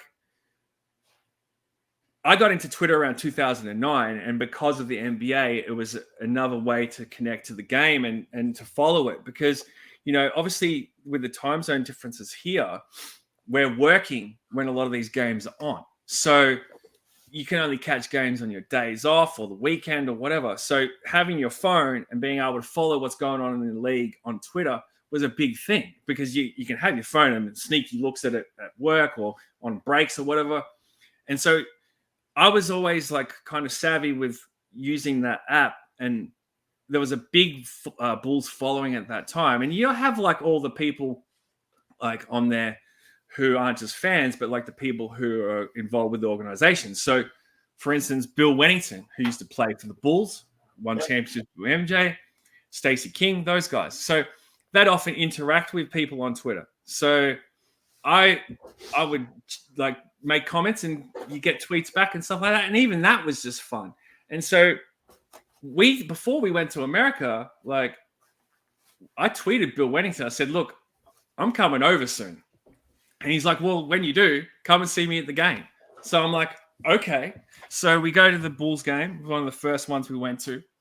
And after the game, we went down to the media section and we go, Bill. And so, but what we'd done was my friend and I had got custom Bill Wennington jerseys made at the Bulls, at the United Center in the gift shop. And we wore those down there just for something fun to do. And he sees the jerseys and he's like, oh, I got to get a photo of this. So, because no one's getting Bill Wennington jerseys. You know what I mean? So, especially now. Especially that. Like everyone's getting MJ, Pip, and whatever. So he had someone take a photo of us. And then we're just talking to him. And because he's Canadian, like he called us like his friends of the Commonwealth, right? Because Canada's part of the Commonwealth like Australia. And so, just that sort of little thing was pretty cool. And so we're talking to him. And obviously by this stage, the game's over and fans have spilled out of the arena. It's just the workers and employees and, organizational people there. And he says to us, do you want to come on the court? And my fucking jaw just dropped. And my mate and I looking at each other like, okay. You know what I mean? So he takes us onto center court. And we're like practically, some of the only people on there. And we're standing on the Bulls logo on center court. Now, there's people in Chicago who never would have had that experience. You know what I mean? Yeah. And here's these two guys from Australia who he doesn't know. And he's just treating us like we're old friends. You know what I mean? And so we're standing on center court. And my mate and I are just like looking down. We're just like in a like dream state, And so we're talking to him. He's asking us, how's the trip going? Da da da. and he can tell like we're caught in the gravity of this moment. He's smiling like because he knows what he's doing, and he says to us, he says, "Do you guys want to go down to the locker rooms?" And we're just like, and he says, "Come on, let's go." And so we're walking off the court of the United Center with Bill Wennington, and he's taking us through like the back channels of the United Center, through this entrance, downstairs. We're going down some stairs. So we're going down some stairs. Carlos Boozer is walking up the stairs. And he's like, "Hey, Carlos." And we're like, there's Carlos Boozer. He's still in uniform. And he's like, "Hey, Bill, what's going on?" And Bill's like, "Oh, we're just taking my two friends from Australia downstairs." And he's like, "Oh, that's cool, man. Like, I love Australia. I love watching the tennis." And we're like just standing there talking to Carlos Boozer. And like, he's 6'9", massive mountain. I'll never forget how big his shoulders were. His shoulders were like as big as my head. Like he was just, you don't, until you see these guys up close, you don't really get an idea of just how monumentally built and large they are in scope and scale. That's what I always say about professional wrestlers. Like, Yeah. you see them on TV, and then you stand next to them, and you go, "Oh my God, you are a massive person." Yeah, man. Yeah. And so, but you got to think here, like a small guy in the NBA is like 6'3". That's not short. That's not short. That's it. Like, you know, I'm 6'2", right? Like Bill Wennington was like 7 foot, and my friend Aaron, he was like 6'1", 6'2" as well. So we're not small guys, you know what I mean? But when you see these other big men, like they're huge. Like I've got a photo with Bill Wennington when we're standing on center court, and he makes me look like a midget, you know what I mean? And so anyway, Carlos sort of shuffles off, and we keep walking. So we're walking downstairs, and there's like media everywhere. And now we're in the belly of the beast. We're in the concourse where you've seen it time and again on TV when you see the Bulls run out, you see Michael Jordan in there. We're in there, right? And we're just like looking around. You know, I can't remember specifically. I might have seen like John Paxson or some other people, like because you're just walking past, you recognize members of the media and stuff. And we get to the locker room door, and he's like, "Let me just check if we're good to go in." And we're like, "Yep, cool." So we're just standing outside the Bulls locker room, man, with Bill Wennington jerseys on, like, and we're like, my mate and I are looking at each other, and we're just like giggling. We're just like, "Where are we? Like, what is going on right now?" We're like just totally mind blown. And then he comes back out. He's like, "All right, let's go in." So we go inside, and we're standing just inside the entrance, and we're looking at the locker room. And the media around certain players and stuff like that. And, you know, some of the players are still getting dressed and stuff like it. It's a surreal kind of scene, you know what I mean? And Bill's like, "This was where my locker was, and this is where MJ's locker was," and all this sort of stuff. And I can't even remember exactly how long we're in there. We're in there for like a few minutes, I'd say. And he could just tell that we were just like, you know, immersed in this moment. And he's like, "Pretty good stuff, huh?" You know what I mean? Like, he's just spinning our minds, like the wheels of our minds, and he knows it. And so then we left, and like he walked us out, and you know, we were just beyond grateful. And you know, since then I've maintained somewhat of a friendship with him, and on subsequent trips back to Chicago, I'd catch up with him. And that brings me back to what you asked me about blogging. So from that point on, you know, I got immersed into like the Bulls even more so. And the opportunity presented itself to like start blogging about the team. And it was something that, you know, You weren't blogging at this point. You didn't start doing this till after? Yeah, till after that. Oh, so I thought you were a blogger, and that's why. No. I was simply a fan in around the 2010-11 mark, but then it shifted, and so I started blogging for like local sites here in Australia, and then I started blogging for an American one, a fan side site called Pippen Ain't Easy, which was like a Bulls dedicated aspect of that site, and Yeah, and then yeah, tipping ain't easy. Tipping ain't easy. It's so that worked perfectly. That was seamless, mate. That was seamless. And so then I created my own website, which was very like Bulls centric, but it was also like Chicago centric because I wanted to focus on like not just the Bulls, but like things around that sort of operated in that world. So like music and like a lot of rap stuff and things like that. And but that allowed me then, because I built up somewhat of a cache of writing, of like a portfolio, I guess, to apply for media credentials with the NBA. So, Okay. and that was done through NBA Australia. So basically, you'd apply, and if you got approved, then you're a credentialed media member, and you could go to NBA games that you would apply for.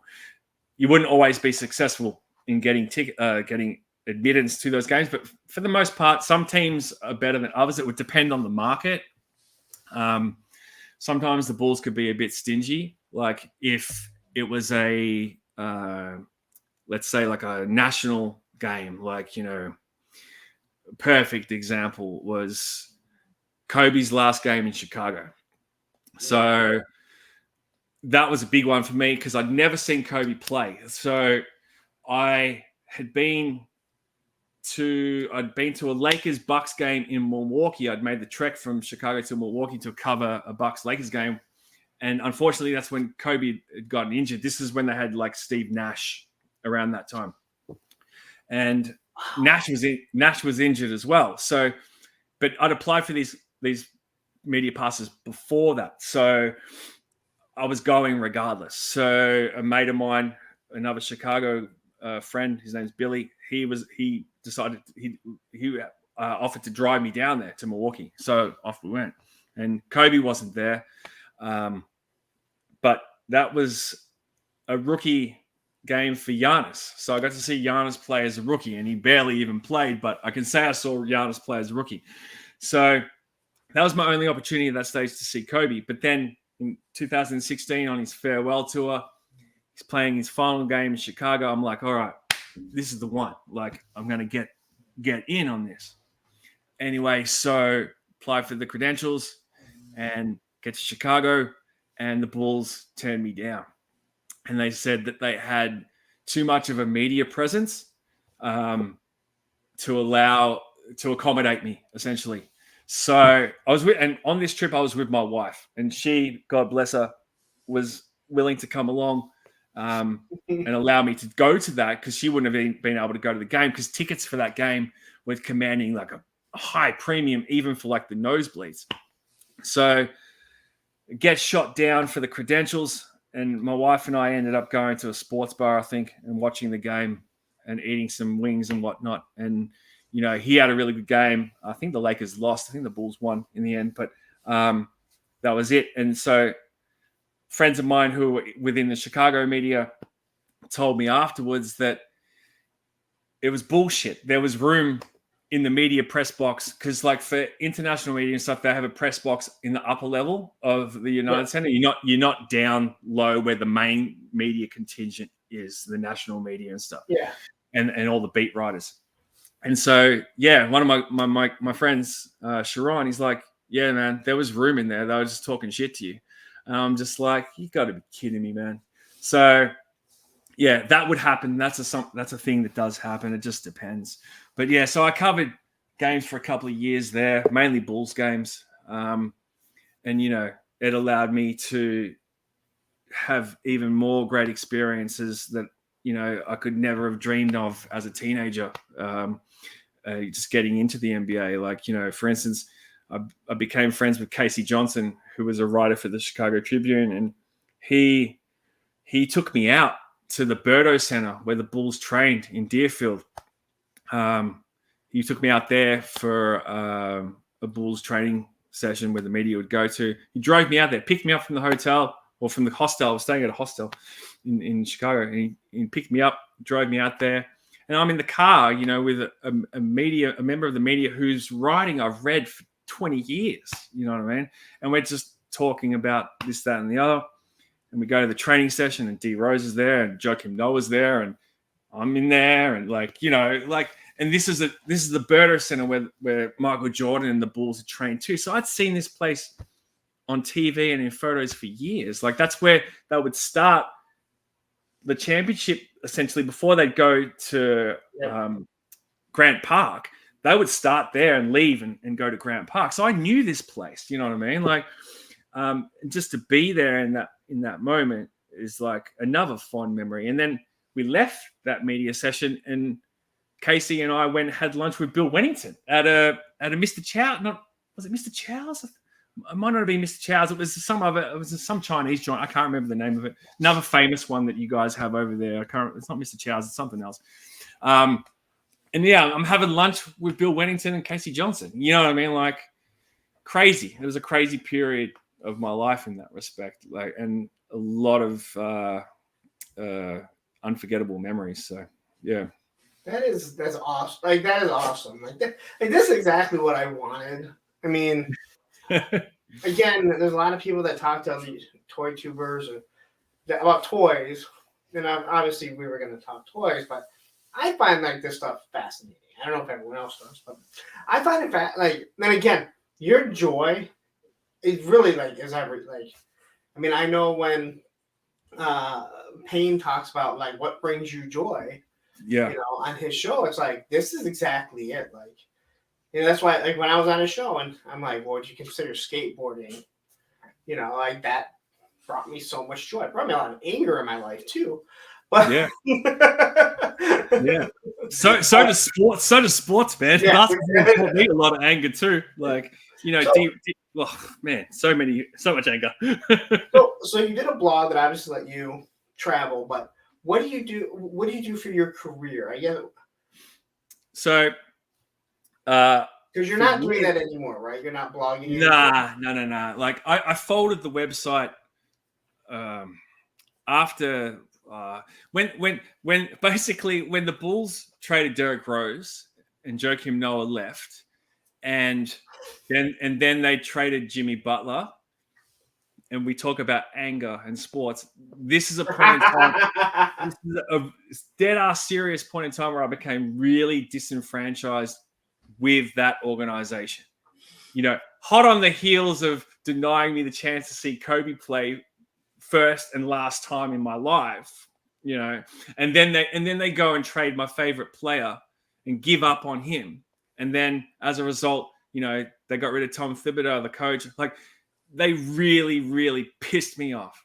And to this day, like my Bulls fandom has dwindled dramatically. Like I don't follow the NBA as closely as I once did, simply because I don't have any skin in the game. Like my team has struggled for years now, and the way they run that organization and the moves they make infuriate me. So we talk about joy. Like I don't want to waste my life and time on things that don't bring me joy. And so if that aspect of my life isn't bringing me joy and it's only bringing me frustration and you know, annoyance, then it's better to focus on things that bring you joy. And so, you know, toy collecting probably filled that void in a big way, you know, because I hone in on things and I really put my energy and focus into them when I'm passionate about them. So yeah, that's where I'm at now, you know what I mean? But to answer your question, what I do for a living. So, you know, for years, for most of my working life, I was in hospitality. So, a bit of a hospitality all-rounder. So I managed venues, I worked in kitchens, I waited tables, all that sort of jazz. And I think that was just a natural progression from my family having the motel when I was younger. And because when I got out of high school, I had aspirations to become a chef, but I didn't end up doing that. But my working life started in hospitality and I stayed in it for a long time. But then I became quite jaded and bitter from years in that merciless industry with merciless hours and really shit pay and dealing with shitty customers and dealing with owners of venues that would try to rort you and all that sort of crap stuff that comes with the hospitality industry. So when the pandemic hit and the venue that I was managing closed as a result, I was out of a job. And I didn't want to, we had the lockdowns here where times came where the lockdowns ended and things could reopen, so to speak. And I decided that I didn't want to go back into that industry because I also didn't really want to work for the business owner that I was working for because he tried to screw me over financially. So I'm like, I'm going to resign. And my wife's like, are you sure? I'm like, yeah, I don't want to do this anymore. Like, I don't have the want or desire to be in that industry. And I knew that with the pandemic in play, it was going to change the game in terms of how venues operated and, this, that, and the other, how they were governed and all these sort of rules and sanctions and stuff. So I didn't want any part of that. So I quit and I had no job to go to.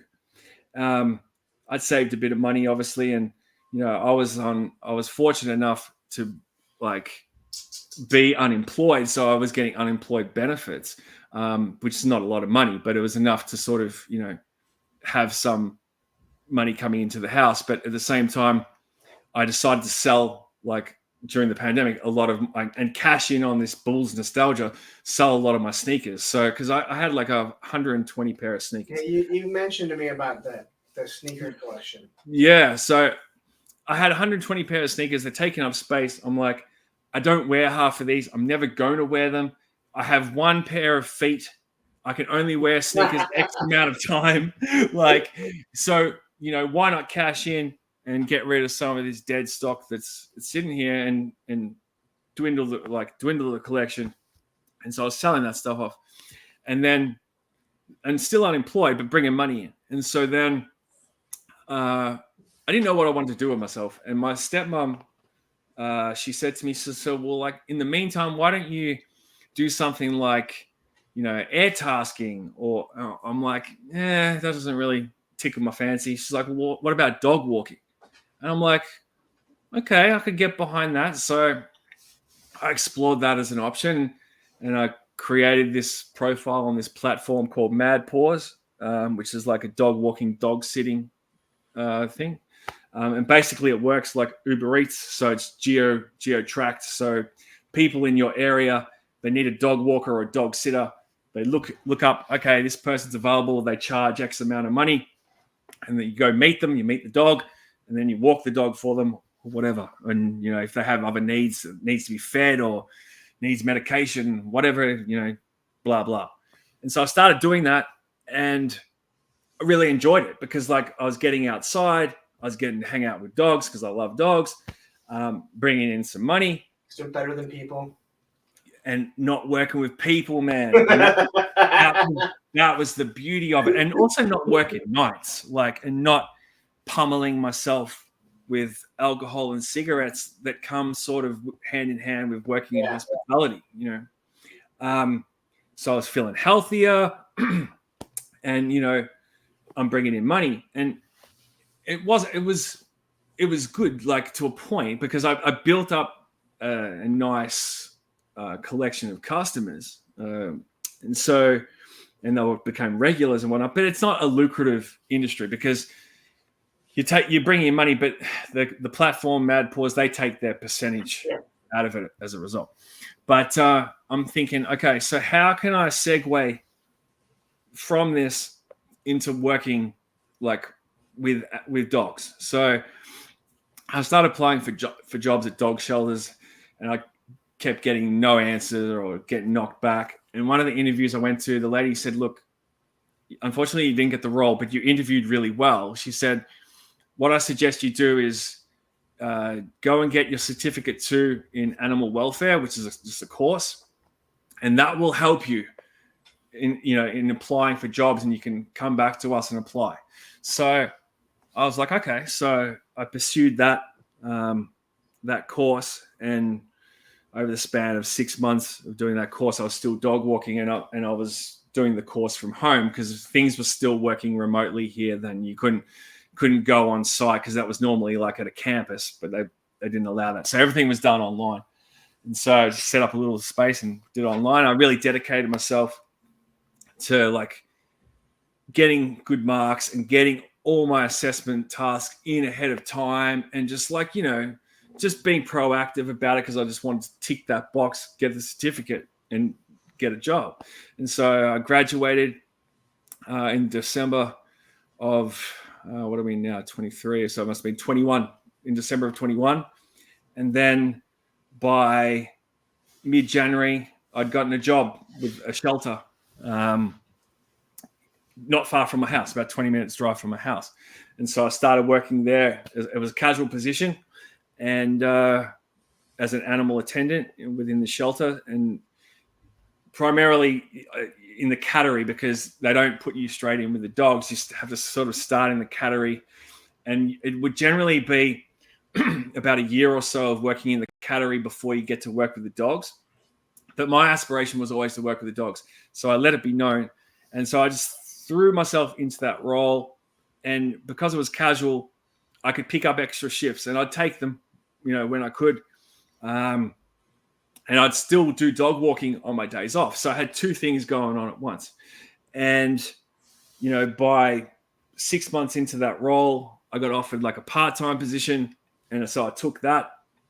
And because we're still in like the guts of the pandemic, so to speak, there's people sick all the time. And, I never got sick. So I was just like, apply myself. But the thing was, when I took that job, they told us like day one that the shelter was actually going to be the operation side of it was going to be given control, because it was run in conjunction between the organization that runs it and the local municipalities, the local councils, 3 different councils. So the 3 councils kind of had the overseeing side of things, and the organization ran the shelter side of things. So they kicked the organization out. So I knew from day one that my role was only going to be from January to October. So I was like, all right, got to try and get as much experience in as I can in that time, which I did. And I got fast-tracked into the kennels. So within 6 months or so, I was in the kennels. And so that's where I was mainly based from that point on. I'd still work in the cattery a little bit, but I was working with the dogs on a day-to-day basis. And basically, my role involves like the husbandry of the animals. So you're looking after their feeding, their medication, their enrichment, all that side of stuff, the day-to-day stuff. So you're working hand in hand with the dogs that are in the shelter at that time. And that's essentially what I do now. Wow. All right. Yeah. So you have put in a lot over the past more than a few years. But so obviously you have a very supportive wife. You mentioned that a couple times. Now, do you have kids at all, or? No kids, man. Just the 2 dogs. That's it. Yep. No kids. No kids to pass his toys down to. Wow, that's the $1 million question, isn't it? Like, I'm kind of, as morbid as it is, but as we get older, we think about our mortality more, and I'm at that point where I'm thinking, I've got a lot of stuff in here, flag here, and abundance of stuff which you can't see, like over there and around here. I'm kind of at that point where I'm thinking I need to catalog this and put like, ballpark price ranges on them, so that I can be like, if something were, God forbid, to happen, I'm like, here, wife, here's the book, contact this collector and this collector to help you like on sell it. Like, this sounds morbid, but my buddy was like, he has some health issues, and the doctor pretty much told him, hey, you need to lose some weight. And I made a comment about his toys. He goes, I've already told my girlfriend that if something ever happens to me, to talk to you, and that you'll make sure that it all gets sold so you don't get ripped off. And I'm like, I would definitely. Yep. Because I told my kids, I said, listen, when I pass away, listen, these toys mean everything to me. They mean nothing to you. Now, if you want to keep them, you're fine. But I'm like, if you don't want to keep them, sell them. The only thing that I ask is that you don't get ripped off on them. Yeah. That's the only thing. Do not give the aircraft carrier away for $50. You know, get your money for it. You know, Yep. I don't care. It mattered to me. I'll probably be buried with the aircraft carrier anyway. Well, I'm being cremated, so I'll probably be cremated with it. Yeah, Sitting on me top too. of it. My urn will be like, why is there plastic all on this? So we are running close to 2 hours here. What are you mostly collecting now? Obviously, we know it's GI Joe is. Oh man, like it's classifieds all the way for me, man. As I've gotten older and more sort of focused on, living in the moment and collecting what I like and enjoy and what brings me joy. You know, obviously I was a fan of, where are they? Of all this side of all the 4-inch Joes from Okay. the 25th era onwards. I collected them heavily, but it came a point where the 6-inch stuff came along and it just grabbed me. And it was when they course corrected, I think, was probably that point. And so that's what I focus on. I don't feel a desire to really delve into other lines simply because, these characters that I've known and loved and had in my life for, 30 odd years now, they hold a certain nostalgic sort of, aspect to for me. That's how Yeah, I and feel so much. you get it, bro. And like, the way that they're doing things now with the line, it's just a lot of fun, man. Like, there's so many good things that Lenny and the team have brought us, and it's like, I really enjoy seeing the fact that the Joe line is successful for one thing, but that other people see it, like other collectors who collect like Star Wars and stuff, look at it now like, wow, this line is the shit. You know what I mean? Like that's a cool thing in itself. And I just dig the scale. Like you said before a few times, man, like big man hands, small 4-inch figures. Bad eyes. Articulation wise, they can't hold their weapons if dropping shit on the ground. Nobody wants that. Like I can pick up this bad boy here and hold him in my hand, look at the detail. I don't have to squint. Like, I'm not going to worry about a rocket falling out, not being able to find it. Like, the posability for the most part is great with these. I'm working on a project to change this room around a lot. So where you can see that detail behind me, yep, and all those pops, I want to get that bookshelf there and those pops out and over to this other side of the room. And I want to put more details in there and line them all up and then use the tops of the details for displaying classified stuff. And I want to set up like a diorama. So that's fun stuff. Yes, can you see that big on top of the detail? You can see that big tower thing there. Yes. So that's one of those things that I reviewed recently. That's part of it there. That's going to stay there, and then I'm going to incorporate like a lot of the gridiron stuff and just set it up like a battlefield sort of thing where I can change it around because I like doing that sort of shit. Like, with the same with the flag. Like, I like setting that up, with the 4-inch stuff. And displaying it, but right now that is not the case. It is basically just a tabletop for storing classifieds. I hope you don't do this, but if you do, you'll know I hate this. I hate when I see people that have the flag and they just have stuff on it displayed, but it's not displayed like an aircraft carrier. Yes, you don't have to have 3 or 4 F-14s, but you should have the aircraft. I don't want to see awe strikers on it or MOBAs. Yep. Like, they don't like. Yep. Moving stuff around, but that's not the display piece. That is the display. Exactly. And I'm a bit of a minimalist when it comes to using the flag. Like, I have the custom lower deck for storing all the land-based vehicles and stuff that I have. They stay under there, which is great. It serves a purpose. It's a storage area as well. But when it comes to the top, the flight deck, I don't want to cram it with 48 Sky Strikers and 2 Tomahawks and. Well, we're going to end this right now.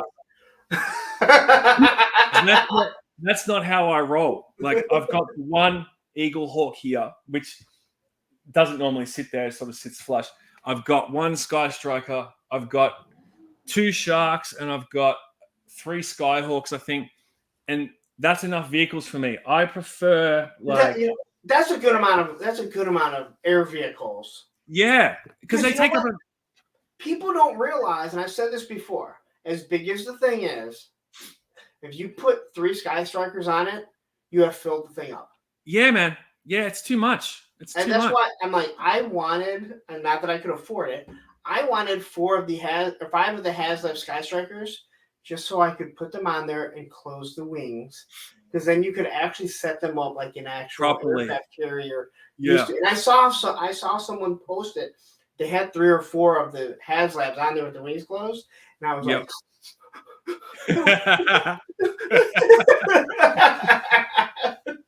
see, like I like having like it set up in a way that it looks like it's operational. So for instance, when you've got like these that come with the support, I have support crew like that look like proper aircraft carrier crew. Like the blue guys, they have a purpose. They drive the vehicles. And then you have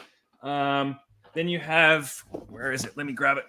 There is a crowdfunder that just came up that is all support crew in O-ring form. I heard about this yesterday. Digital Diarrhea was telling me about that last night during. I think it just ended, and I'm like, this is the worst time. I didn't even know about it. I didn't even know about it. Like sailors. Yeah. Like there were actual sailors, not shipwrecks. Yeah. The flight crews, actual naval military. Yeah. In their camel, like all, and I'm like, and they're showing them next to like keel haul and stuff, and I'm like, I wish I would have known about this. Yeah, same, dude. I had no clue about it. Somehow, I don't know how, but that slipped past me. Like, so for instance, like these guys here, these are normally the ordnance guys. These are just made up of dollar store shipwrecks and Marauder gun runner bits and pieces. So I just pieced these together using those kit bashes. So I have those guys. I also have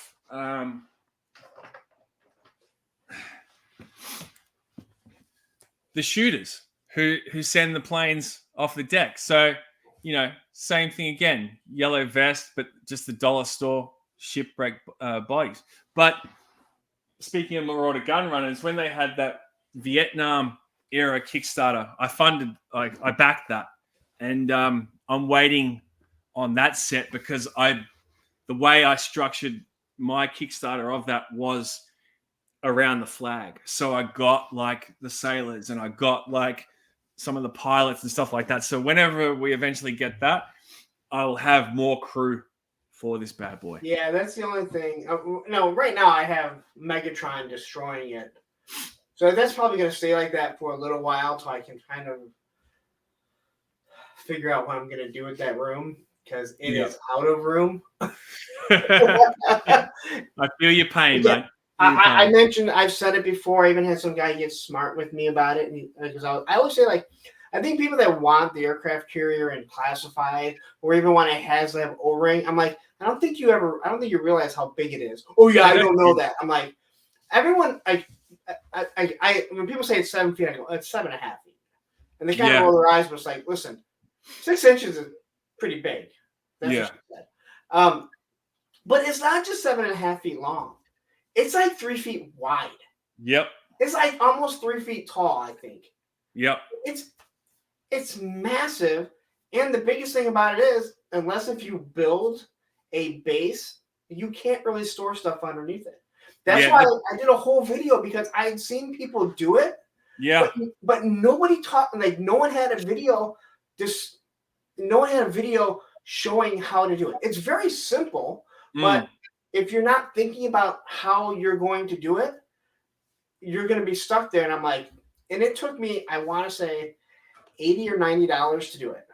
Yeah. Well, I had a friend help me with it, but the person who kind of put that on the map for me and also helped me and gave me some guidance and advice on on that build was Chad, was Articulated Chad.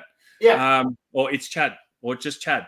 And, shout out to him, because his advice was great, because he knew exactly what he was doing. And so he definitely propelled that project forward for me. And my flag, where it sits, so for instance, where I've got this computer set up now while we're talking, the door to the room is right here. And the flag, as you can see, is there. It sits freestanding in the middle of the room. So I can walk all the way around it. So it's not hard up against the wall or a window. I've got like clearance. Like I've got a lot of clearance. So it sits well. With that said, it still takes up a fuckload of room. But it's a working space. So I'm happy with that. I have to have mine pushed up against the wall that it's in, either the nose or the tail of the boat. Yep. Whatever you want to call it.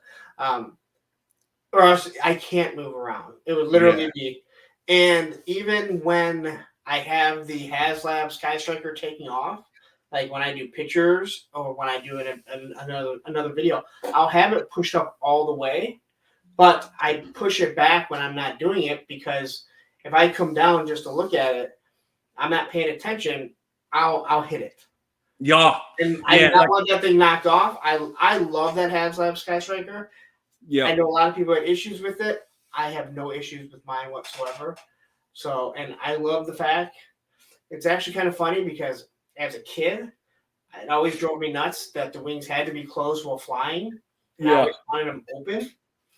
And now as an adult, I've watched so much naval stuff on the F-14 and stuff that I'm like, yeah, I'd rather fly it with the wings closed. Man, I don't blame you. Like, even though I can walk around this, right? Like, if I come around to this side of the island structure and the inside part where you've got like where you can put keel haul and all that sort of stuff. Yeah. So the way that the island sits on mine, it doesn't sit flush like that. It's got a bit of a bow to it, so it sits a bit like back like that. So if I'm walking past here, I can sometimes with my shoulder, I'll knock the radar dish off, and I'm like, bloody hell. So even though I've got clearance, I still have logistical issues. But I don't know if I've ever told you how. Have I ever told you how I got this flag? No, because man, when we were talking, you said there's like 17 people in Australia that you know of that have. Look, as far as I know, there's about 35 flags here in Australia, but there's possibly more that we don't know exist. But that's as many that I know that do exist. But my flag isn't actually originally from here, so I think it was during the pandemic as well. You're going to laugh at this. So during the pandemic, and I'm getting back into toy collecting like a lot of people were, nostalgia, boom, has just hit us all hard and fast and hitting our wallets with all that disposable income, or in my case, sneaker money. So I was entering like Facebook raffles in groups in America, and I'd win bits and pieces here and there, and it was just something that I would do to pass the time. I thought, well, here's an opportunity to get some cool stuff at a small price, and sometimes I was lucky, sometimes I was not. Anyway, one day, a guy whose name you might know, his name's Ulysses. I can't remember his last name, but he's Big Joe seller in America. He's in Facebook groups, Vintage Joes. Okay. He'd done a raffle for the flag, and there was 150 slots, I think, that he had in the raffle. I think at about 20 US a piece, so about $30 Australian. And I thought, I'm just going to enter this just for funsies. Wait, so it was 20. There were 20 slots. 150 slots. 150 slots for $20 a piece. Yep. Which comes out to be $3,000. Yep. Okay. Yep. So I thought, to hell with it. I'll buy a slot. So I buy one slot. And as you know, with those things, you can pick a number. So I picked number 77, which was my birth year.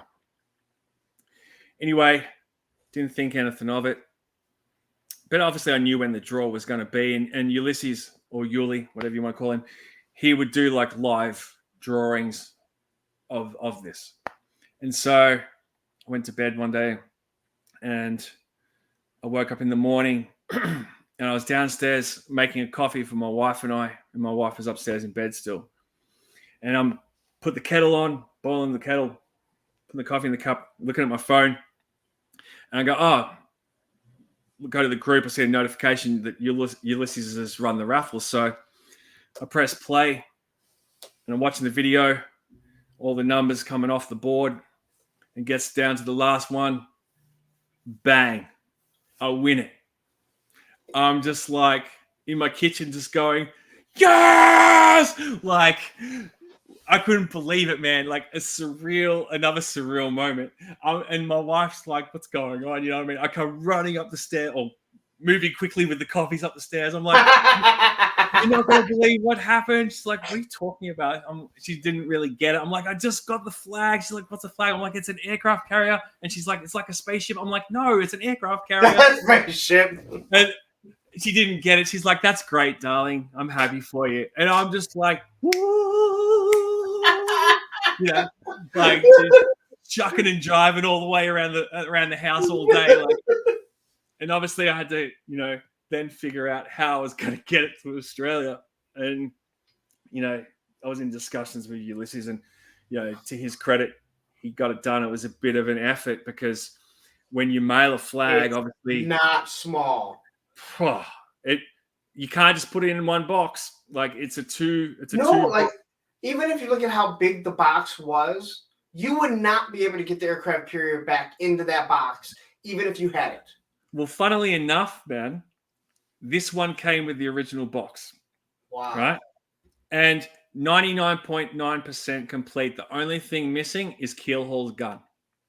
Everything else, fan rail, fan tail rail, all that stuff, all their working microphone, all good. So Ulysses was originally going to send it all in the box, but the metrics of that and whatnot was going to be a nightmare. So I said, look, keep the box, sell the box to another collector. I don't need it. And we'll just package it up how it needs to be packaged. So he took another $200 off or something like that credit. I can't remember what. No, he took $200 off the shipping because that's what the box was going to sell for or something like that. I was like, yeah, that's cool, man. So anyway, comes time to ship it over here. And I think it was hovering around $1,200 in shipping, right? Now, something I've won for $30, but still, to get a flag for $1,250 or $80 or whatever it was in total is still a win because here you're going to pay $3,000 to $3.5 grand for a flag. Like, you know, if on a good day. So I was still ahead. You know what I mean? I was like, I'll happily pay that freight because, you know, you don't come across these in the wild here. Like they're not a dime a dozen. You know, you don't find ladies and gentlemen, really that's why I will not ship free prizes overseas. Yeah. Not even this, which will be long gone by the time you see this.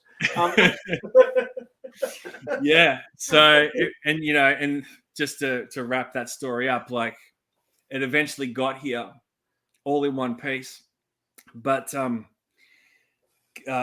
get the box. I come home. I get the box. I see the box. I'm like, yeah, sick. And then I noticed this tape on the boxes, like customs tape. And I'm thinking, uh-oh, customs have opened this up. So I crack open the main box, which had like all the structure pieces and that, because all the flight deck was in a separate package. And I open it up, and the first thing I see is a mess of like packing and stuff that's not just placed in there strategically. It's all been like strewn around, and just sitting on top loose is the Keelhaul figure, not in a bag, nothing. He's just sitting there, and my heart sinks. I'm thinking customs have ransacked this. And then at the same time, I'd also won a mint in box lore system from Ulysses as well. So he'd put that in there and package it up. But I look down and the mint and box lore is no longer mint and box. The customs people had just jammed it back in and ripped it. And then I'm thinking, great. So I start unwrapping bits and pieces. And, there's just shit everywhere. And I'm thinking something's going to be broke in here. And so lo and behold, I get to the main structure. And, the front bit where Keelhaul sits, like with the windows, where the windows are, that snapped like one frame of one of the windows. It snapped off, and there was another piece snapped off. And I'm like, you motherfuckers. And so, that was a shitty side of it. But fortunately, that piece was able to be glued back on seamlessly. And so other than that, the rest of it survived the trip. So, yeah, it was a saga, but that's how I got the flag. That is, wow. Yeah, I just woke up and got mine for Christmas. You did it easy, man. And I had sailors to go with it. You did. You definitely did. So I no longer have my microphone. The rail piece I still have. The middle piece is snapped off, but it's actually still there. Yeah. I'm missing a few of the other parts, the antenna parts, and then the radar dishes. And one of the anchors is broken. I think I'm missing 2 or 3 of the deck pieces. Okay. And I do not have the little pieces that hold the superstructure in place. Oh yeah. And I don't remember ever having that. So I have a feeling my dad may have thrown it away. It's not like that thing moves. Like that thing does not go, like those little pieces are not going to hold that thing on if you're going to move it. Like that thing ain't moving. And I don't have Keelhaul's pistol either. I had it for a long time, and I've looked it up, and I went, yeah, it's expensive. I'm planning on having that one again. Yeah, like my vintage Keelhaul isn't even in it. I've got the modern club exclusive Keelhaul drive in it. So because I don't put any of the vintage figures out, they're all in storage. But actually, I tell a lie. There was one of a bit of damage. They damaged the front hull where the anchors are. Okay. Customs had they dinted it. Like there's a dint in that. That's the only other damage that's sustained. But other than that, it's all in working order, thankfully. I got a little piece of hot glue or something that fell onto the deck. When I was a kid, I was obviously hot gluing something on top of it. Yeah. But I know it's mine. Like no one could ever if it got stolen and I mean, dude, that's mine. Like that little whatever it is, it's not even hot glue on it. It's like super glue. It's like this clear, but can't do nothing. The 99 is all messed up because they all peeled up. But again, it's mine. So yeah, it's yeah, you've done well to keep yours all this time, man. It's very admirable. I don't know why G.I. Joe is the only stuff that I still have. Yeah, you've done well. All the other stuff, I don't even know how I got rid of it, but somehow it went away. Yeah. Again, I know what happened to Star Wars. I destroyed all my Star Wars, but I had Transformers. I had Motu, Mask. I don't remember selling it. Not my vintage stuff. I don't remember giving it away. Maybe I traded it for other G.I. Joe stuff. Yeah. But the G.I. Joe stuff was the stuff I said, do not get rid of it. To my dad. Not that he would have gotten rid of any of my stuff without me, without asking me. But for the most part, there are things that I somehow have lost, and not the rock and roll that I can't find. I still can't find it, and that's crazy. If I do find it, there will be a breaking news report. Because I know where it was. I honestly think that my son had friends over a few months ago. They're not friends of his anymore, and I think they went down there, and I think they took it. Because it used to sit in a specific spot, and I had moved everything, but I would have kept him with all the vintage stuff. I mean, I may have put him somewhere else, but I don't even know. but he had his original machine gun. Is my original one from a kid. When I was a kid, I have no idea where it's at.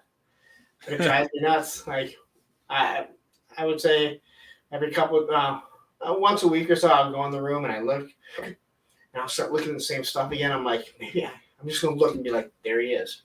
He ain't even fucking camouflage, or he can't even be camouflaged in anything. So anyway, we are at 2 hours and 21 minutes. Let's wrap it up because you're gonna do a live stream. Unfortunately, I cannot throw it over because this is not live, but I do want you to tell everyone what your channel is about, where they can find you on Instagram and here.